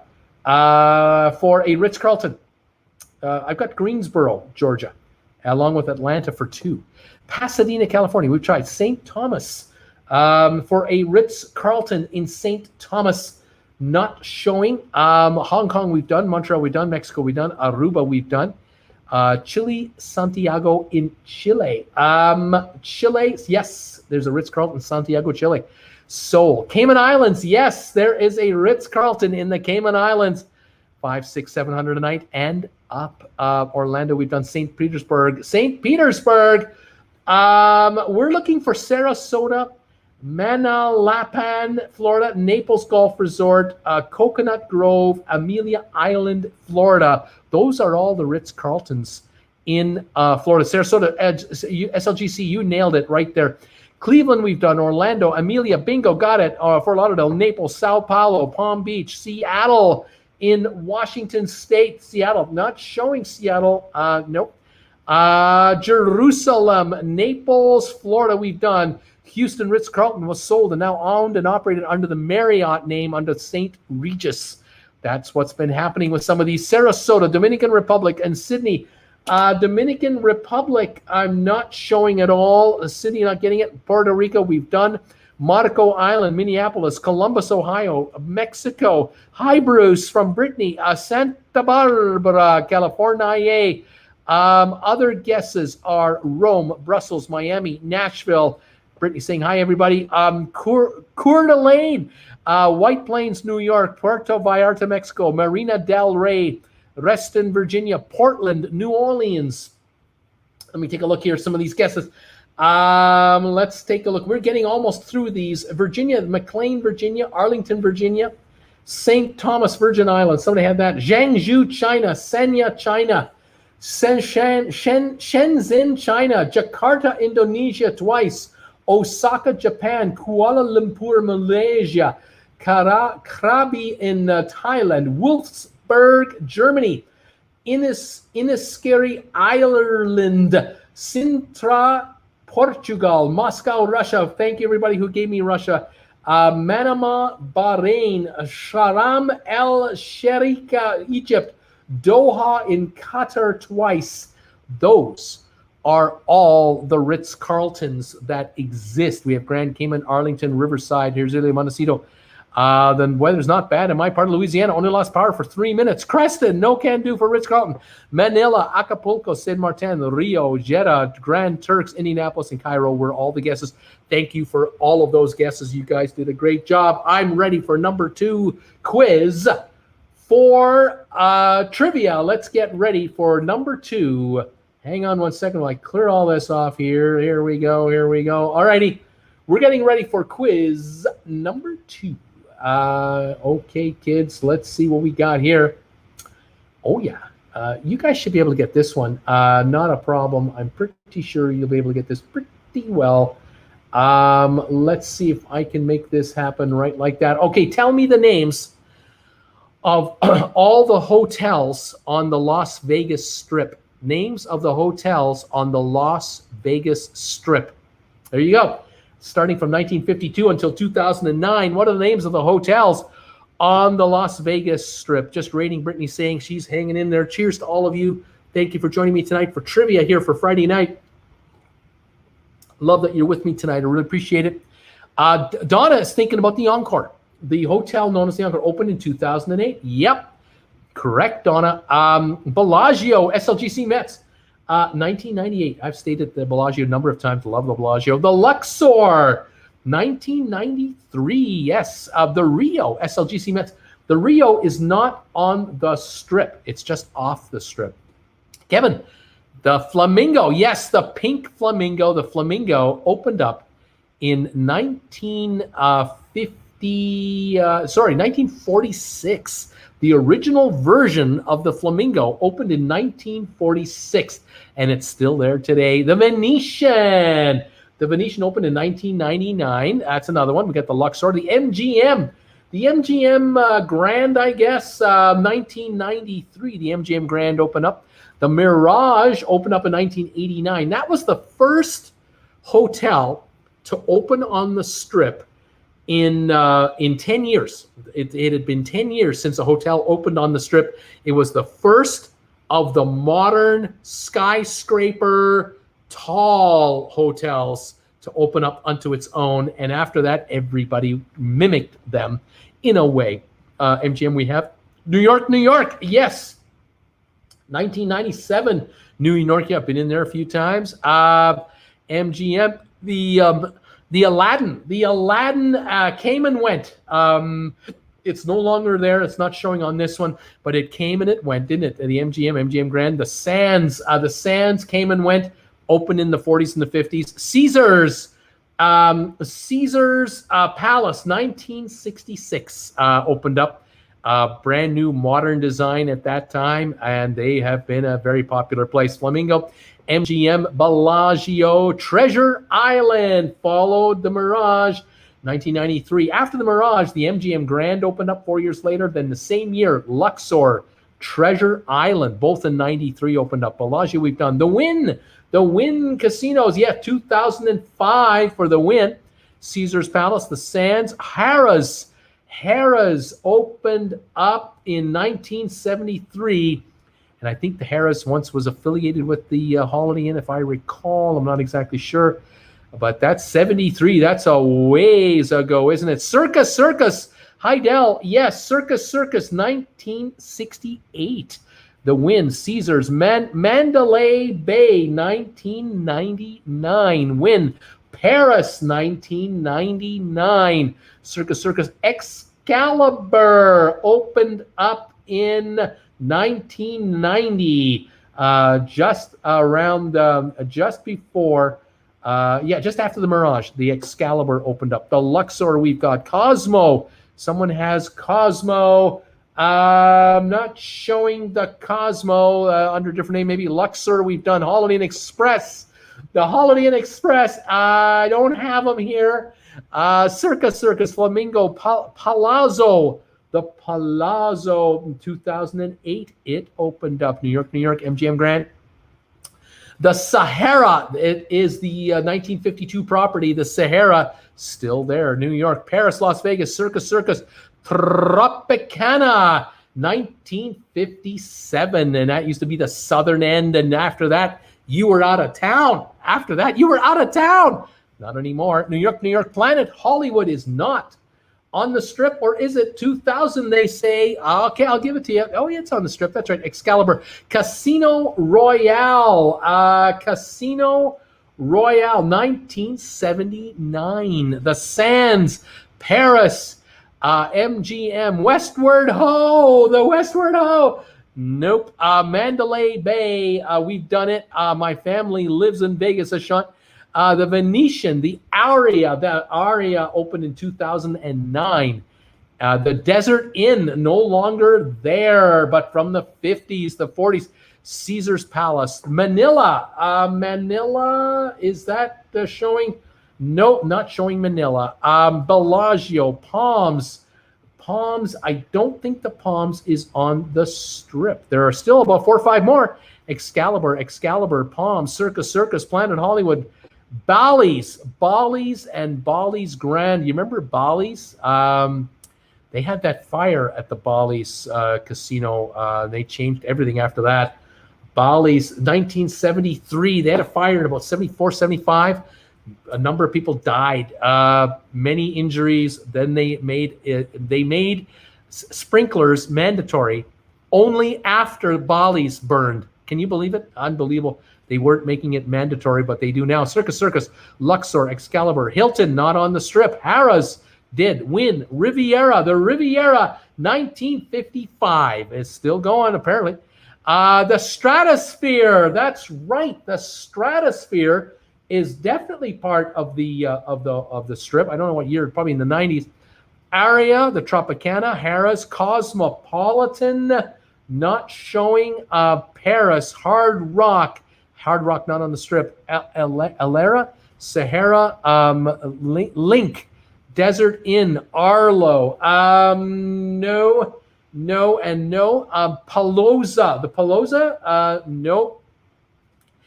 PA, you know what that means? Link, Westgate, Sahara, Desert Inn, Foxwoods, Venetian, all been guessed. Valleys, Paluso, Bally's, Cromwell, Marriott, Flamingo, Mirage. In the news today, Mohegan Sun is hoping to take over the Hard Rock property. Treasure Island, TI, yeah, Four Seasons, Treasure Island. Four Seasons, 1999. That's a new one. A new guess, anyway. The Stratosphere, Waldorf Astoria, Ritz-Carlton, Encore, the Westin. No Encore, no Westin. There's one across the street from Caesar's Palace. It's right beside the Pink Flamingo. It's been there for 40 years. You guys are all around it. The Vegas World, the Drew, Stardust, Stratosphere, Trump International, not on the Strip. El Rancho, no longer on the Strip. Let's see here. There's another one that used to be beside New York, but they have a new name now. What is that one called? Stardust, City Center, Mandel, Western Ho, Renaissance, Imperial Palace. That's the one beside the Pink Flamingo. Imperial Palace opened in 1980. Always been a cheap place to stay, usually. Circus, Stardust, Cosmo, short for Cosmopolitan. And I'm not showing it. Imperial, Circus, New York. Golden Nugget is way downtown. Imperial, Nobu, Riviera, Best Western. I've got Bill's Gambling Hall, opened in 79. The Monte Carlo in 1996, right beside New York. They just renamed it. They gave it a new name now. The Hotel opened in 2004. Vidra, V-D-A-R-A, Vedra, 09. Mandarin Hotel, somebody had Mandarin Oriental, 2009, and the Harmon in 2010. And those are the hotels on the Strip that I have on this quiz here. You guys did really, really well. Bill Carroll, Monte Carlo. Remember that one? All right, we've got another one done. Let's go and do another trivia question. Okay, here we go. This one has 52 answers, but many answers are duplicates, so it's not really 52. It's actually a lot quicker. It's going to be quicker than you think, maybe. It all depends on just about your trivia skills. Let's see what happens here. Let's see what you guys can do. Can you tell me, name the location of every World's Fair? What cities in the world have had the World's Fair? Starting in 1851 up until 2017, name the World Fair cities. The World's Fair. Where have they held the World's Fair around the world since 1851? Cheers to all of you. Welcome to my channel. Trivia tonight. Remember, become a sponsor member of my channel. You're getting a Creston postcard from TWB, a custom designed Traveling with Bruce postcard from TWB will be on its way to you. Let me know. Become a sponsor member by the end of the month, and you'll get one for sure. Thank you, everybody, for being here tonight. Okay, let's see. Mike Zone, he's thinking, was there one in New York City? New York City for the World's Fair? I believe so. I believe there was a World's Fair in New York in 1964 for sure. But there was one in 1939 in New York as well. They've had 2 World's Fairs in New York. Kirk had it as well. Monte Carlo, no World's Fair in Monte Carlo. Queens, Chicago, Ron Clark, they had the World's Fair in Chicago. Yes, they did. They've had a World's Fair in Chicago in 1893. They had the World's Fair. And in 1933, 40 years later, Chicago had a second World's Fair. Brittany had New York. Jen had Chicago. South Florida Fairgrounds. Mermaid is wondering about South Florida Fairgrounds for a World's Fair. I don't think so. I'm not sure that South Florida Fairgrounds ever had a World's Fair. Seattle had a World's Fair. Yes, 1962. Seattle had a World's Fair. Chicago, Montreal had a World's Fair. 1967. The centennial of Canada's founding, our 100th birthday, Montreal had the World's Fair. New York City, Montreal, Atlanta. The guess is that Atlanta has had a World's Fair. I don't see Atlanta hosting a World's Fair. Taking a look here for Atlanta. Nope, I don't have Atlanta ever hosting the World's Fair. Brisbane in Australia. No, I do not have.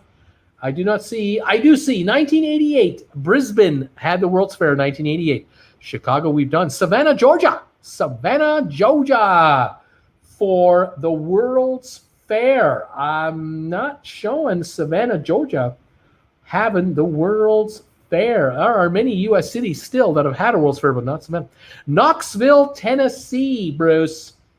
Knoxville, Tennessee for the World's Fair. 1982, there was a World's Fair in Knoxville, Tennessee. Seattle, we've done. New York City, we've done. Kansas City, Missouri. Kansas City for the World's Fair. Looking and looking and looking. The first time America had a World's Fair was 1876, by the way. America had its first World's Fair. But I'm not showing Kansas City with a World's Fair yet. So they need to do one. West Palm Beach, haven't got one. Seattle, we've done. Let me come around here again. Hang on. Got a bunch of guesses here. Here we go. I want to just double check something else for the USA here. No, and no. So definitely not. Okay, Vancouver, we've done. Dallas for a World's Fair. Dallas in Texas. Nope, I do not see World's Fair in Dallas. London, Flushing, New York. We've done New York. Vancouver, we did. New York. Toronto in Canada. Canada did not do. Vancouver did a World's Fair in '86. I've missed that one. But Canada did not do a World's Fair in Toronto. Not yet. Calgary tried to get one in 2008. As far as recently as 12 years ago, Calgary tried to get the World's Fair, got beat out by another city, and couldn't win it. And now Calgary's in such economic trouble they won't host one anymore. Montreal, we've done. New York, we've done. Miami never did it. St. Louis, yes, St. Louis did a World's Fair in 2004. 2004, St. Louis did a World's Fair. That was a way back when. Meet me in St. Louis, they would say. So hold on a second, folks. I've just got to double check here. My machine here has decided to not allow me to operate for a moment, so I'm going to have to do this by memory only. San Francisco. Yes, San Francisco did a World's Fair in 1915. London we've done. Paris. London and Paris have done World's Fairs. Pardon me. London, 1851, the first ever World's Fair. Paris did the second in 1855. London did the third in 1862. Paris did the fourth in 1867. Paris did the seventh in 1878. 1889, Paris did it again. 1900, Paris did another one. 1925, Paris did another one. 1937, Paris did another World's Fair. And that is the last time Paris or London have done a World's Fair. A long time ago, London and Paris have had a high number of World's Fairs. I'm just now able to get them scraped off here. So hold on here while I update my list. Paris, and London. But London hasn't had a World's Fair since 1862. Isn't that something? It's been a long time. All right, now Sydney, Australia. Yes, Sydney, Australia did the World's Fair in 1879. Sydney, Australia in 1879. Montreal, we've done. Vancouver, we have done. Brussels, Belgium, 1897 did the World's Fair. And 1935, before the Second World War, Belgium did it. 1958, after the Second World War, Brussels did it again. That was the last time Brussels did the World's Fair. San Francisco, we have done, I believe. No, we've not done San Francisco. 1915, San Francisco did the World's Fair. If I missed it, I apologize. All right, let's keep going. Other cities, Seattle, we've done. London now, Paris, UAE, in 2020 coming up. Moscow in Russia. Moscow. Have they ever held the World's Fair in Moscow? Nope, not showing it. Melbourne, Australia did it in 1880. The year after Sydney did it, Melbourne did it for their year, which probably makes sense with the organizers. Two big cities, they probably just moved the exhibits over from one to the other, and they able to do 2 years of World's Fairs in Australia way back when. St. Louis, Missouri. Yes, we've done St. Louis in 1904. We've done St. Louis. Meet me at the fair. New Orleans, the city of New Orleans. The city of New Orleans in the U.S. of A. Checking, and I'm still checking, yes, 1984, New Orleans held the World's Fair. Omaha, Nebraska. Omaha. I don't see Omaha having the World's Fair. New Orleans, yes. Brussels, we did. Montreal, St. Louis, Paris, Japan. What city? Stockholm in Sweden. Stockholm, Sweden did not host that, from what I can tell you, the World's Fair. San Antonio, Texas. San Antonio, Texas, 1968 had the World's Fair. Yeah, man. Helsinki in Finlandia. Helsinki, not showing it. Did never have the World's Fair in Helsinki. Sydney, we've done. Vancouver. Staten, I guess it's Staten Island. Port-au-Prince, no. Brisbane, Australia. Brisbane in Australia. They did it 1988. We've done it. Jerusalem didn't do it. San Francisco, we did. Fairfield County, Fairfield. Nashville. Nashville has not had the World's Fair. Seville in Spain. Believe so. 1992, Seville had the World's Fair. Boston, Massachusetts, for the World's Fair. Has Boston ever hosted the World's Fair? Nope. I need one more city from the United States in Washington State, but not Seattle, folks. Let's see. What is that? I can't figure that one out. Munich in Germany. Munich in Germany for the World's Fair. No, never held it. There is a city in Germany that did held it. Genoa in Italy, in Italia, Genoa, Italy. No. Cannot find. There are Italian cities that have had the World Fair, but not in Genoa.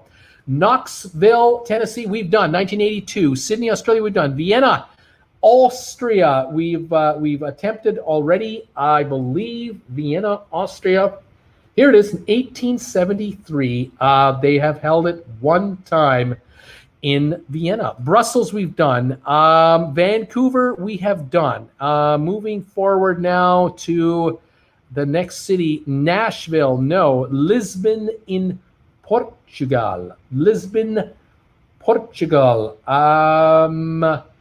Yes, 1998, Lisbon, Portugal held the World's Fair. Paris, we've done. Philadelphia, Pennsylvania, 1876 in Philly. They held the World's Fair. There's another city. It's in Washington State.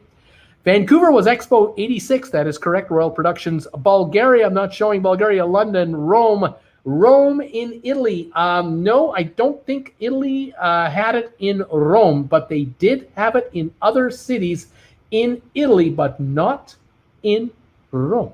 London, we've done. Houston, Texas for the World's Fair. No, and no. San Antonio. And now one other city in the USA, in Washington State, is the last one for the USA. LA, we've gone over already. No can do. Osaka, Japan. Yes. 1970, Osaka had the World's Fair. San Antonio, we've done. Osaka. New York's was not an official World's Fair, says Nikki. Thank you, Nikki, for that info. Spokane, Washington. Yes, Spokane, Washington, the World's Fair, 1974. And President Carter visited Spokane to see it. Yep, he did while in office. Barcelona in España.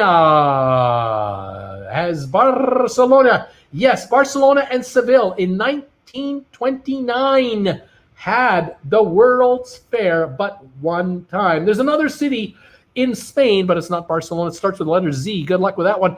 Milan in Italy. Yes, Milan has had the World's Fair in 1906. Milan in 2015, a second time, has had it.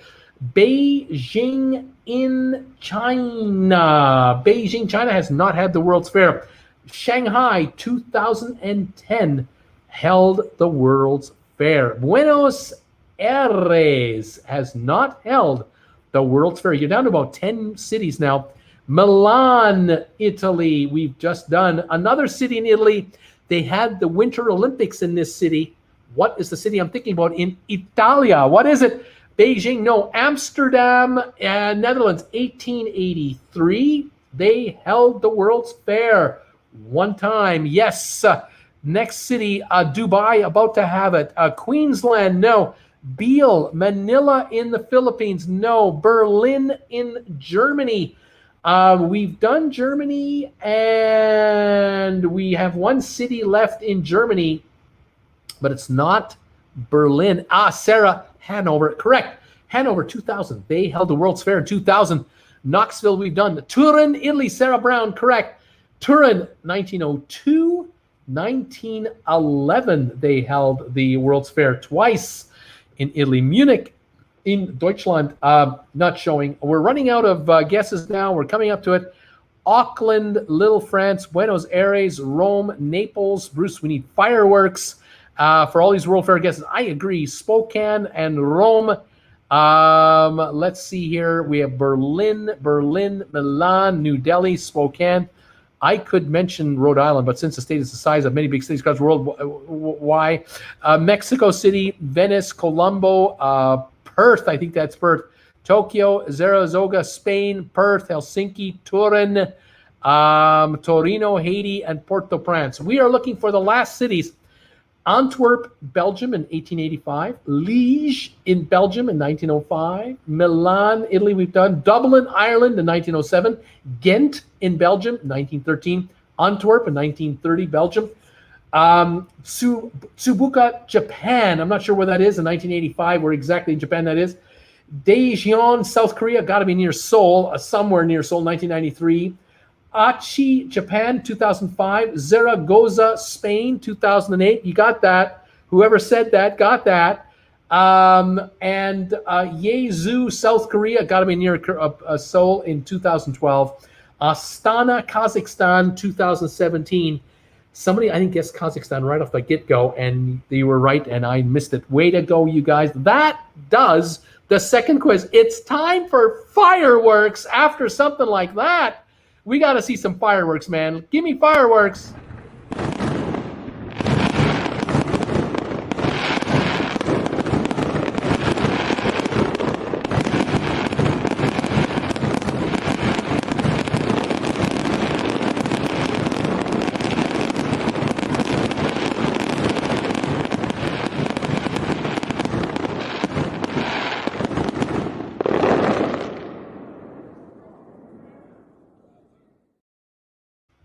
Not bad, huh? Not bad for fireworks, I'll tell you. Oh, thank you, all of you who make donations to this channel. I love showing off fireworks and pussycats and puppy dogs and stunt riding motorcycle riders and whatever else. Thank you for all of you for being here tonight and supporting the channel. I really appreciate it. This is good stuff.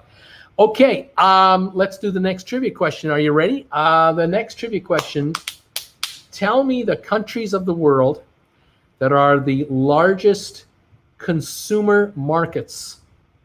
What countries of the world are the largest consumer market countries?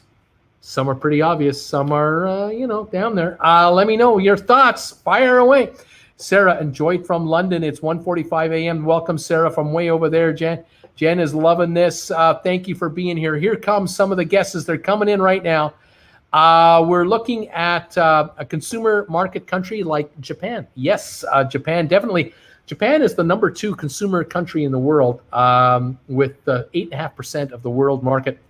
SLGC, Kirk, and many others of you are guessing the USA, number 1 consumer market.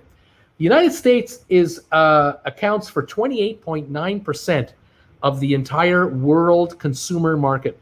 Japan is number 2 at 8.5%. 28.9 versus 8.5. Between first and second place. How important is the United States of America to consumerism? It is the dominant country. And amazing, isn't it? SLGC Mets, Canada. Yeah, Canada is around number 10 in the world. Interestingly enough about Canada, we only have 2.6% of the world's consumer market, but we're 1/10 the size of America. And so multiply Canada by 10, it's 26.7%. America is 28.9. The two countries are virtually identical in standard of living. So we consume as much crap as our American friends consume. We're the same on a per capita basis. It's quite amazing. The country of China is number 4 in the world for consumer marketing. It's 5.2%, number 4 country in the world. It's moving up though. The USA, there we are. They were at Russia. Russia is number 12. Russia, 1.94%. France is number 9, just ahead of Canada. It says 2.89 or something like that. Canada and France are almost tied, actually. Italia is number 5. Italy is 4.46%. The U.S. we have. Spain, number 8, 2.84. Spain, France, Canada, kind of the same size consumer market globally. But the Spanish and the French have more people living in it than Canada does. So Canadian standard of living is actually higher than those two countries because we have fewer people, but we consume a lot. It's interesting. Brazil, number 7 at 3.65, 300 million people. I would think so. India is number 11 at 2.13%. Canada's economy is larger than India on a consumer basis. Quite interesting. The United Arab Emirates, the UAE, is number 40 at 0.34%. We're talking about 2 million people. not 20 million people. That's why it's so small. The UK, number 6 in the world. United Kingdom, 4.0% of the world's economy, consumerism economy. It's China we've done. India we've done. Australia, number 14, 1.63%. Australia has about 2/3 the population of Canada, so it has about 2/3 the size of the economy. It's equal to Americans, though. Good standard of living in Australia. Japan we've done. Australia we just did. The UK done. China done.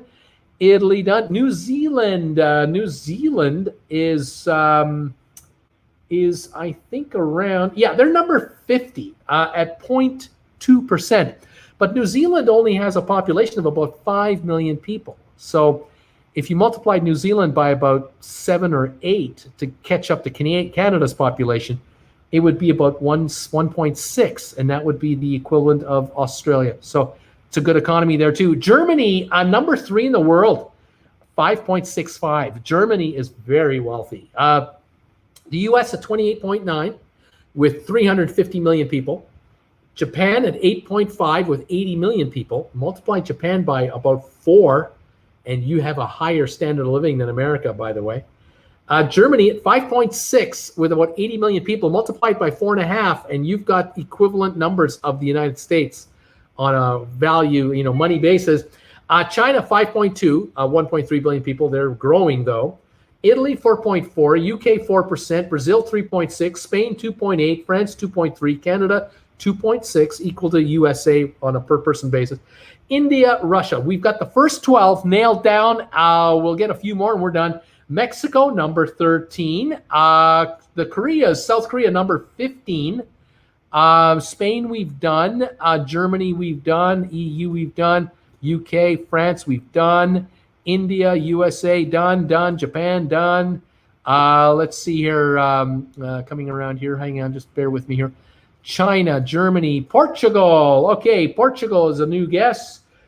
30th in the world, less than 10 million people. Australia, Germany, Greece, the country of Greece. Let's see, 22 in the world, 0.7%. Brazil, we've done. Belgium, number 21 in the world. 4 or 5 million people in the whole country. Australia, we've done Australia. England, we've done. Austria, number 24 in the world, 0.6%, about 5 million, 6 million people. Switzerland, number 19 in the world, 0.82 with about 8 million, 7 million people. Multiply that by their population, and they're very close to America on a per capita basis. Austria, Brazil, Australia, Argentina. There's a new guest there. Argentina, number 18 in the world. Good standard of living. Saudi Arabia, number 35. 40 million people, but not as high, but there are those who do well there. Australia, Jamaica. Jamaica Man is not in the top 50 worldwide. No, very poor country. Malaysia, number 23 in the world, well-to-do. Austria, Cuba, not in the top 50. I take it back. They're number 47. Excuse me. Cuba is number 47 in the world. Okay.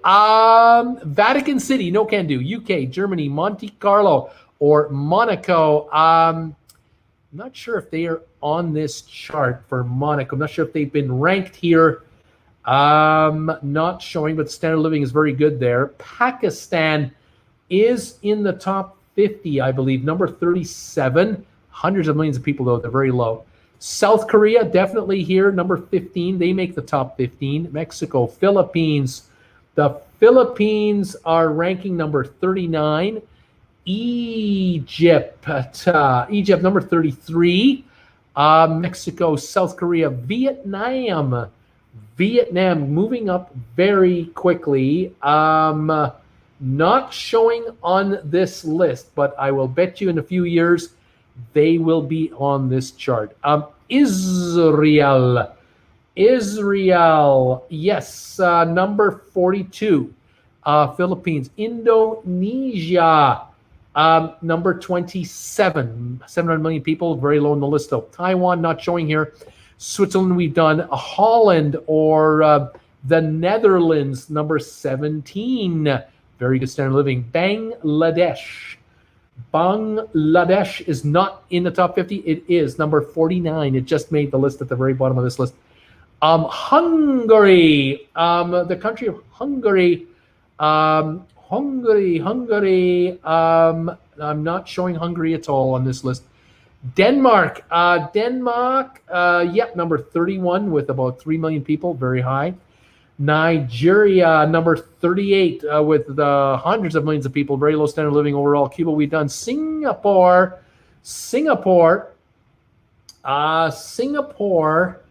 would have a high standard of living, but with only about 4 or 5 million people. They're not showing on this list. Estonia is not showing here. Scotland, not its own country. Slovakia, the other half of what used to be Czechoslovakia. Czech Republic is here at 45, but Slovakia does not show on its own. South Africa, number 28. Good job, guys. Scotland, Indonesia, New Zealand, we done. Romania, number 43 for Romania. Finland, I think we've done, isn't it? Oh, yeah, 36. There it is. Finland is 36. Andorra would be a high standard of living, but it's not big enough to make this list. Moldova, not showing Moldova. No, San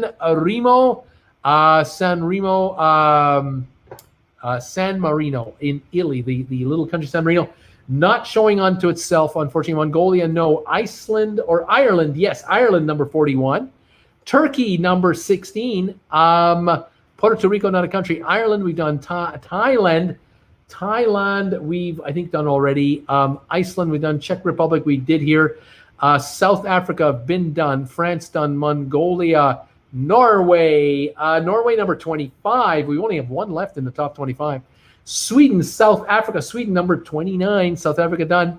Bali is not a country. Italy, done. Hong Kong, part of China. Iceland, Brunei, not showing. Panama, not showing. Panama. Iceland, Ireland, Timor Leste, Luxembourg, no. Poland is number 20. That's the last one of the top 25. Iran, 26. Colombia, 34. 44 is Chile, and 48 is Ukraine. Those are your top 50. We've done another quiz. Well done, everyone. Let's move on to the next one.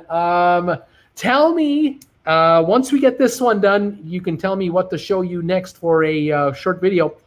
Tell me the top 10 most popular toppings people want on their ice cream. What are the 10 most popular toppings people want on their ice cream? Welcome, everybody, to the show.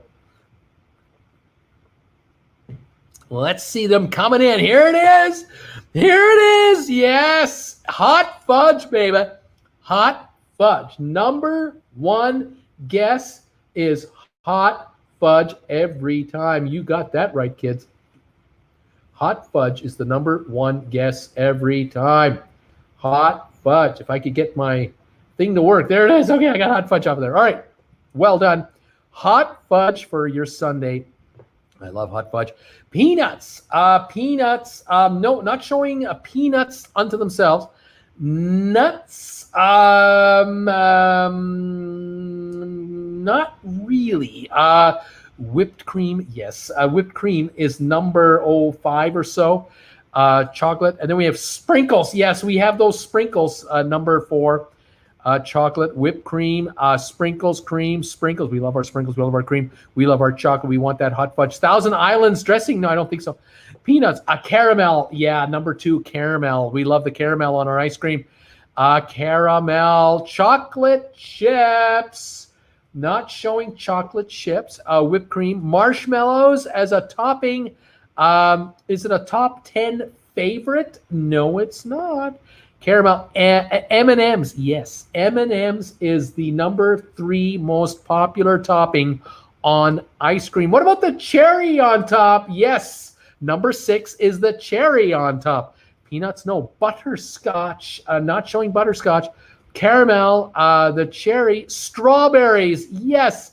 We love to add strawberry sauce with those chunks of strawberries in there. Oh, I love that. Whipped cream, cherries. Got 3 left. Rainbow sprinkles. We do love those rainbow sprinkles. Whipped cream, M&M's. strawberry syrup, peanut butter. Nope. Flakes, chocolate syrup, coconut. No, no, no. Chocolate chips, Oreos, strawberries, making me want to get some ice cream right now. I just had a shake. Coconut. Nope, no, no. Reese's peanut butter cups. You're close, but not quite. Oreos, not quite. Walnuts, not exactly. I'm looking for something chewy and kind of candy-like, sweet and chewy. Then I'm looking for something kind of crunchy that goes on top, if I've got my bearings right. And then something else. We got pineapple, maple syrup. No, no, that's not it. That's not it. Oh, you got it. It's coming. It's coming. It's coming. Chuck Spencer. Chuck, how you doing, buddy? Almonds, Skittles. Yes, Skittles. We love them Skittles. And gummy bears. We love our gummy bears on our ice cream. Leaves one last thing. Everybody got the gummy bears. Everybody got the gummy bears. Granola. I love granola. I love that Costco crunchy stuff on ice cream. Oh, I love that stuff. That's addictive. Grape nuts. No, I'm thinking of one more thing you put on top of the ice cream. It's the number 10 ingredient. 3 words. And somebody guessed the main ingredient of these 3 words as a topping, but was not a correct answer. And a president of the United States from Georgia used to own this farm where he grew these things that you turn into butter. And if you turn it into butter, you can also turn it into these specific things you put on top of ice cream. 3 words. I'm trying to help you, but without giving it away. Milk duds. No. Peanut butter cup. Yes. The peanut butter cups, the 10th most popular item put on top of ice cream. We scream, you scream, we all scream for ice cream. The top 10 ingredients are hot fudge sundae sauce, hot fudge, caramel, M&Ms, strawberry sauce, sprinkles, whipped cream, their cherry on top, gummy bears, Skittles, and peanut butter cups. Those are the top 10. And there are some other good suggestions going on here that I would agree with wholeheartedly. All right. What do you want for a special little video clip? You want fireworks, a pussycat, a puppy dog, motorcycle tricks? What do you want to see next before we do our next trivia question? Let me know. Let me know what you want to see next. And I'll set up the next quiz for us. Oh, my goodness gracious moi. Oh, we're having so much fun here. Our last trivia coming up. Getting ready for the last one. What do you want to see, kids? We got people saying puppies, puppies. We want to see the puppies. Well, let's check out the puppy dog. Here we go. We got the puppy right here.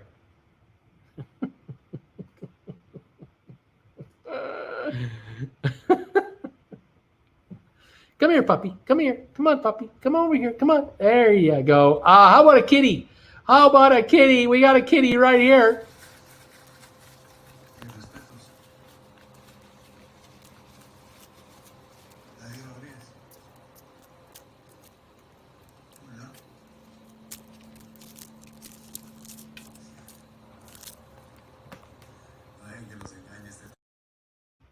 How about cruise ships and fireworks?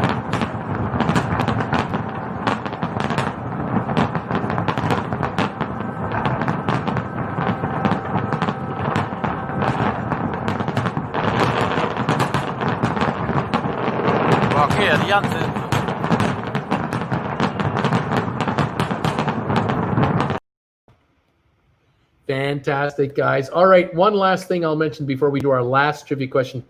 Then again, all those of you who are sponsor members of this channel, thank you very much for being sponsor members. All of you are going to receive your first ever postcard. It's not this. This isn't it. This is kind of what it looks like, but this isn't actually it. We're printing a custom TWB postcard, Creston-based postcard.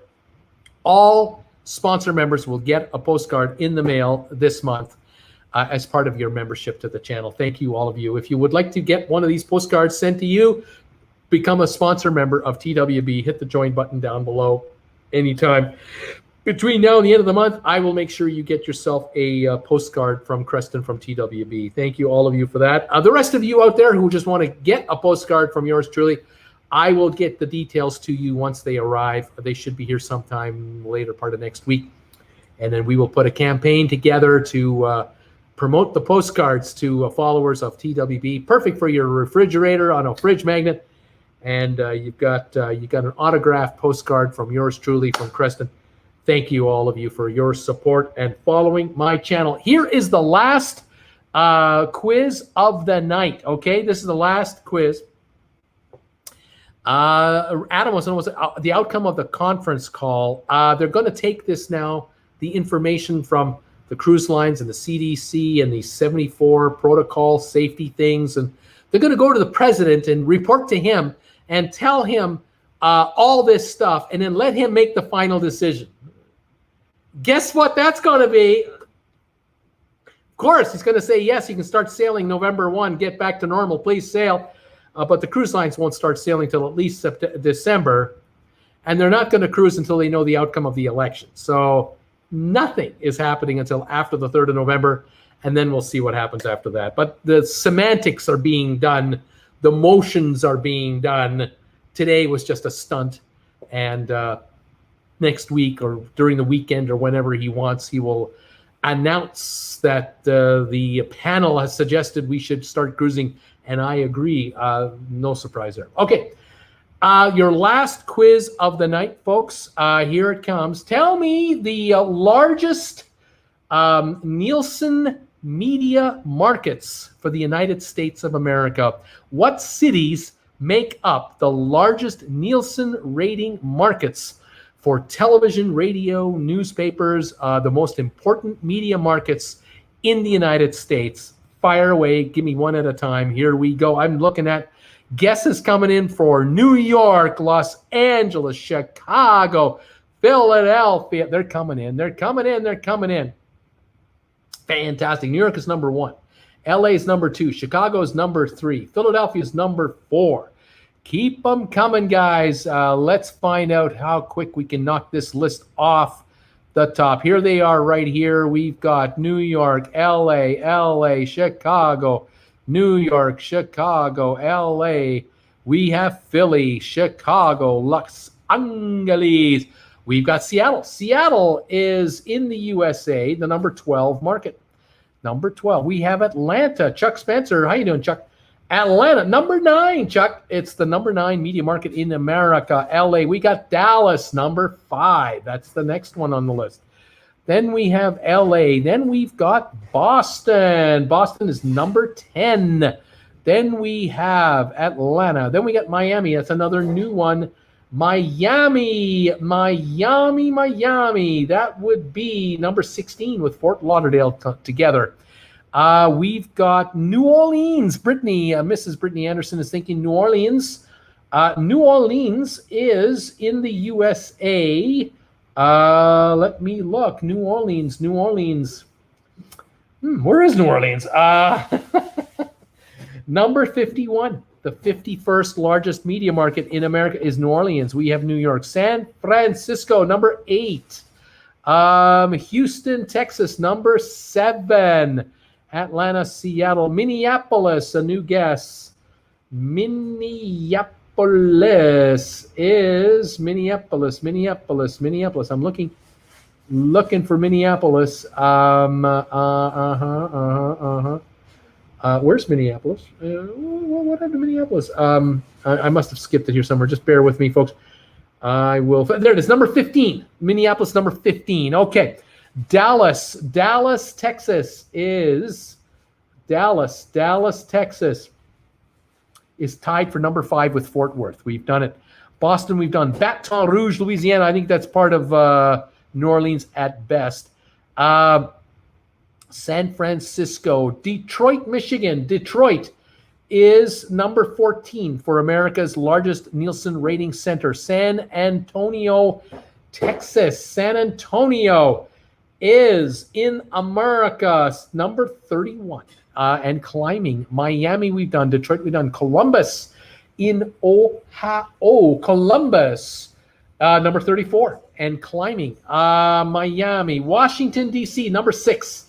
We now have the top 10 covered That would be New York, LA, Chicago, Philly, Dallas, Fort Worth, Washington, Houston, San Francisco, Oakland, San Jose, Atlanta, and Boston. Those are the top 10. Now let's get some more. We've got Houston. We've done it. Washington, done. Indianapolis, done. Isn't it? Isn't Indianapolis done? We did Indianapolis, didn't we? We did Indianapolis. No, we haven't. We haven't done Indianapolis. It's number 28. Indianapolis is number 28. Excuse me. Okay. St. Louis, Missouri, number 21. Las Vegas, Nevada. Vegas is number 40 and moving up. People are moving to that area. Dallas, we've done San Diego.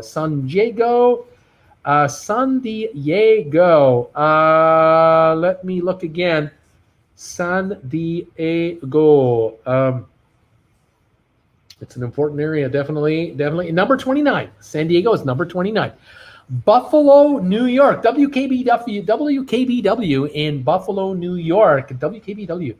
Buffalo.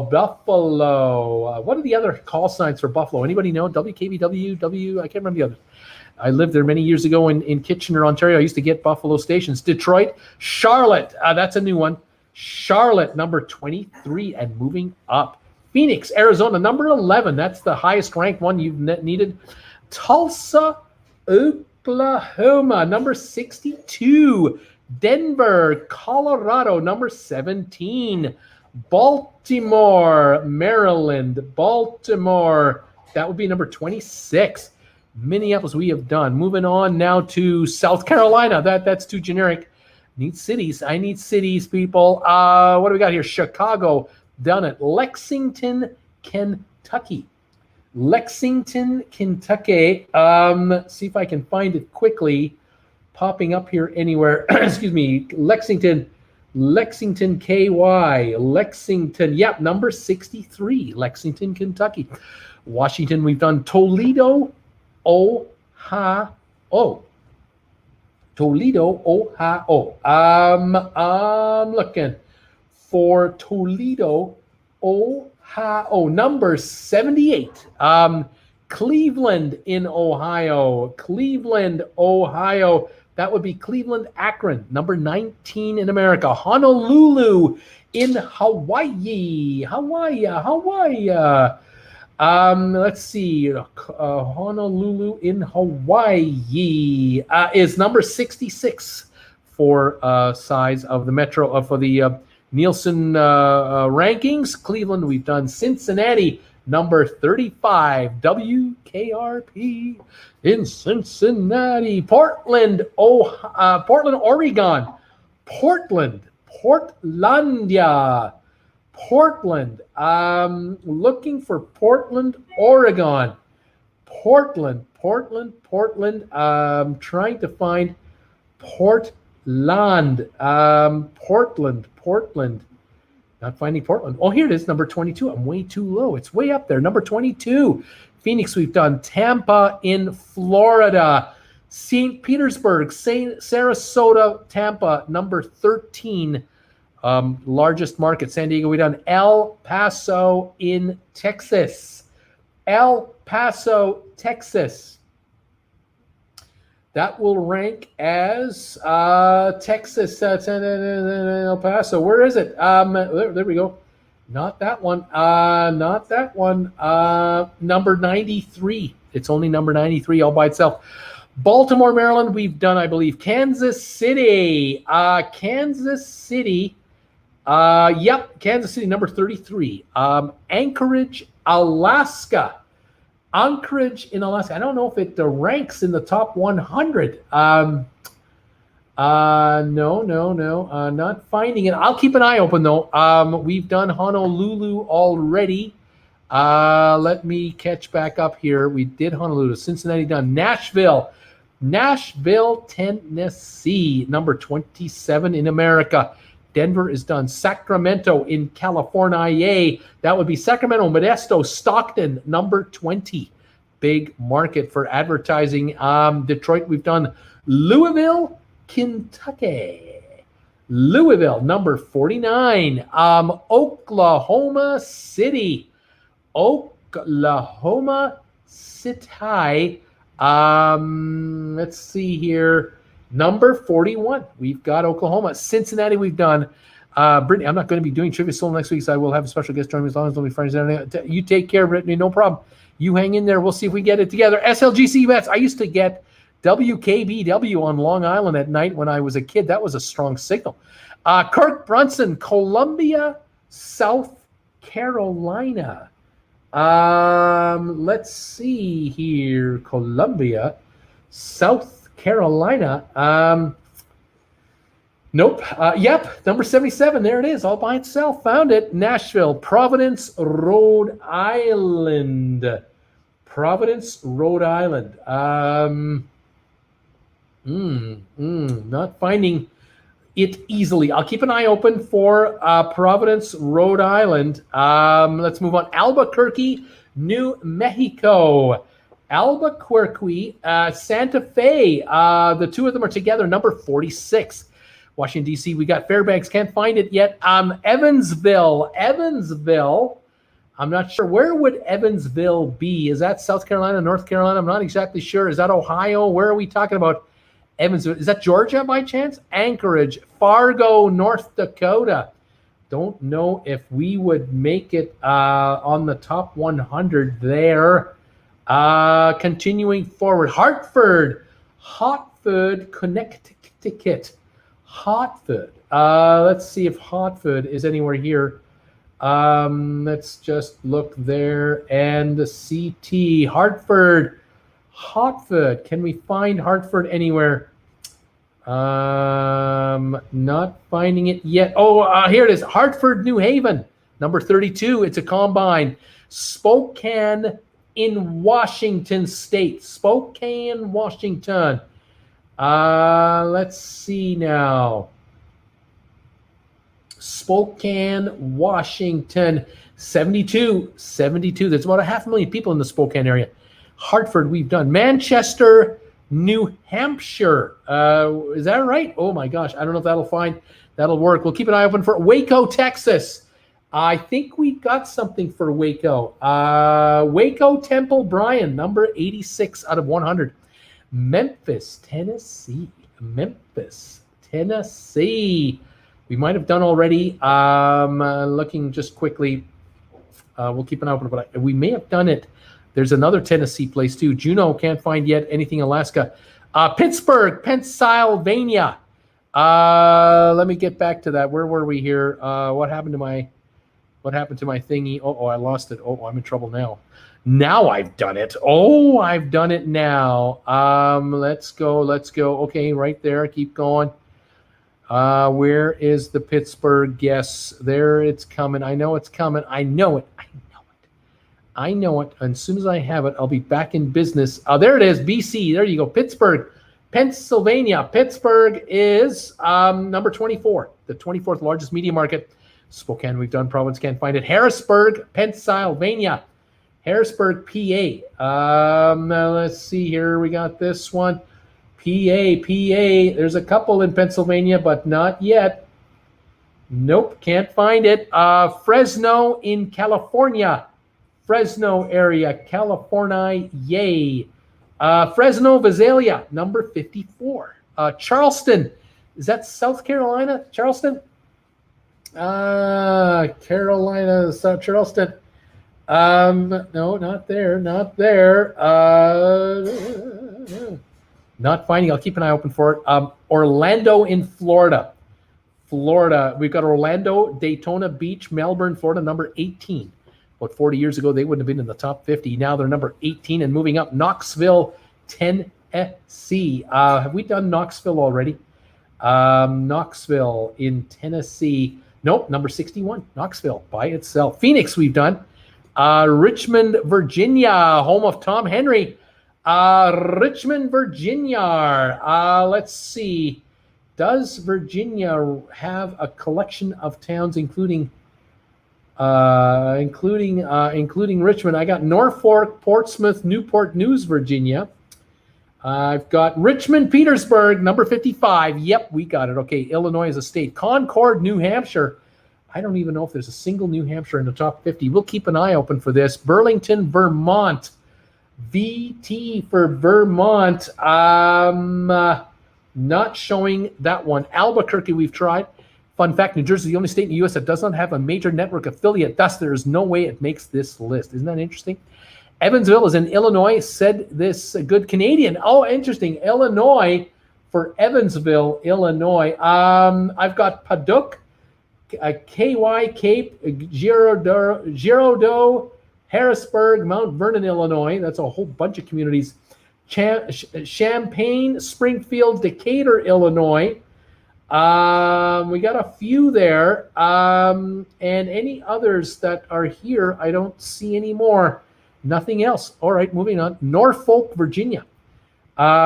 We've got, I think we may have done it. Yeah, we did Norfolk, number 47. Yeah, Memphis, Orlando, San Diego, New Orleans, Galveston, Texas. Galveston, Texas. I'm not sure if it will be in the top 100. I've got Harlington, Westlaco, Brownsville, McAllen, Texas, all together, but not Galveston, Tampa, Las Vegas, Rochester, New York. Rochester in New York State. Let's see. Also, Austin, Texas is number 39, by the way. Let's see. I've got Albany, Schenectady, Troy, New York. I'm looking for Rochester. I got Rochester, number 76. Yeah, Syracuse. We may have picked it off already with Schenectady. We may have done it. Burlington and Plattsburgh, New York, number 97. We're getting into the low numbers now, aren't we? Charlotte, Evansville is Indiana. I'll keep looking. Salt Lake City. Salt Lake City, number 30 in America. Indiana. Anything? Indiana. Des Moines and Ames, Iowa. That's not Indiana, though, is it? Indiana. Cedar Rapids, Waterloo, and Dubuque, Iowa. Like that. I like the I thing. South Bend and Elkhart in Indiana. That's all. Can't find it. Any other cities I need to guess through, you guys? How many more am I at? Have I skipped over a bunch? Oh my goodness. I don't know what happened to them all. I'm way down here again. Yes, we've done all those. Yes, we've done all those. Salt Lake and Boise. Boise in Idaho. Boise, Idaho. Don't even know if that would rank. Let me just rattle off a bunch more for you here. We're near the end. We've got Raleigh, Durham in North Carolina. That is number 25. That was the last of the high ones. Milwaukee is 36. West Palm Beach, Florida, Fort Pierce, number 37. Greenville, Spartanburg, South Carolina. Asheville, North Carolina. Anderson, South Carolina, number 38. Jacksonville, Florida. Brunswick, Georgia, number 42. Grand Rapids, Kalamazoo, Battle Creek, Michigan, number 43. Birmingham, Alabama, number 44. Harrisburg, Lancaster, Lebanon, York, Pennsylvania, number 45. Greensboro, High Point, Winston-Salem, North Carolina, number 48. Memphis, number 50. Providence, Rhode Island. Someone was asking me about Providence. I finally found it. Providence, Rhode Island, number 52. Fort Myers, Naples, Florida, 56. Wilkes-Barre, Scranton, PA, 57. Little Rock, Pine Bluff, Arkansas, 58. Mobile, Alabama, Pensacola, Florida, 59. Dayton, Ohio, 64. Wichita, Hutchinson, Kansas, 67. Green Bay, Wisconsin with Appleton, number 69. Roanoke, Virginia, Lynchburg, number 70. Flint, Saginaw, Bay City, Michigan, number 71. Charleston, Huntington, West Virginia, number 73. Omaha, Nebraska, 74. Springfield, Missouri, 75. Portland, Auburn, Maine, 79. Huntsville, Decatur, Florence, Alabama, number 80. Madison, Wisconsin, 81. Shreveport, Louisiana, 83. Syracuse, number 85. Colorado Springs, Pueblo, Colorado, 87. Chattanooga, Tennessee, 89. Savannah, Georgia, 90. Charleston, South Carolina, number 92. Baton Rouge, 94. Jackson, Mississippi, 95. Fort Smith, Arkansas, 98. Tri-Cities, Tennessee, 99. And coming in at number 100, last place, Greenville, New Bern, Washington, North Carolina is last at number 100. Interesting collection of media markets of America. Interesting stuff. Folks, we're done. We've done our quizzes for the night. Thank you for being here tonight. Thank you for hanging around and sticking around for all the time with the surprise shows. I appreciate it. Thank you for all your support, your super chats, your sponsoring, whatever you're doing, watching my channel, everything. Thank you guys. Have a great weekend. Enjoy. We'll see you Monday night at 7 o'clock for sponsor members, 8 o'clock for everybody else. Don't forget, become a sponsor member. Get a postcard in the mail from Creston from TWB. Custom made TWB postcards are coming out. Fantastic, guys. Thank you all. Jen, thank you, Bruce. I'm done. You win another fun night. Thank you, SLGC Genie. About time to say goodnight. Thank you. Kevin, bye, Bruce. Guys, have a good one. We'll see you Monday. Keep an eye on the channel in the meantime for any other videos. And thank you for joining me on Stock Markets with Bruce. Thank you, all of you guys who are over there. I appreciate it. Thank you very, very much. All right, guys. Bye for now. Stay warm. Stay safe. Stay healthy. Stay distant. Stay cool. Stay warm. Stay whatever you got to be to stay good. And we'll talk to you next time, guys. Ron Clark, we're going to be in Carnston in the next couple of days. Carnston? That's not Creston, is it? Carnston. I'm sure what that means. Thank you, guys. Everyone's saying goodbye and take care. And thank you, guys, for all these messages. I appreciate it. Kevin, thank you, too. And we'll see you next time on TWB and Stock Markets with Bruce. Happy Thanksgiving. Happy Thanksgiving from Jen. Canadian Thanksgiving this weekend. I'm on Monday. Doesn't matter. We'll see you later, guys. Bye for now.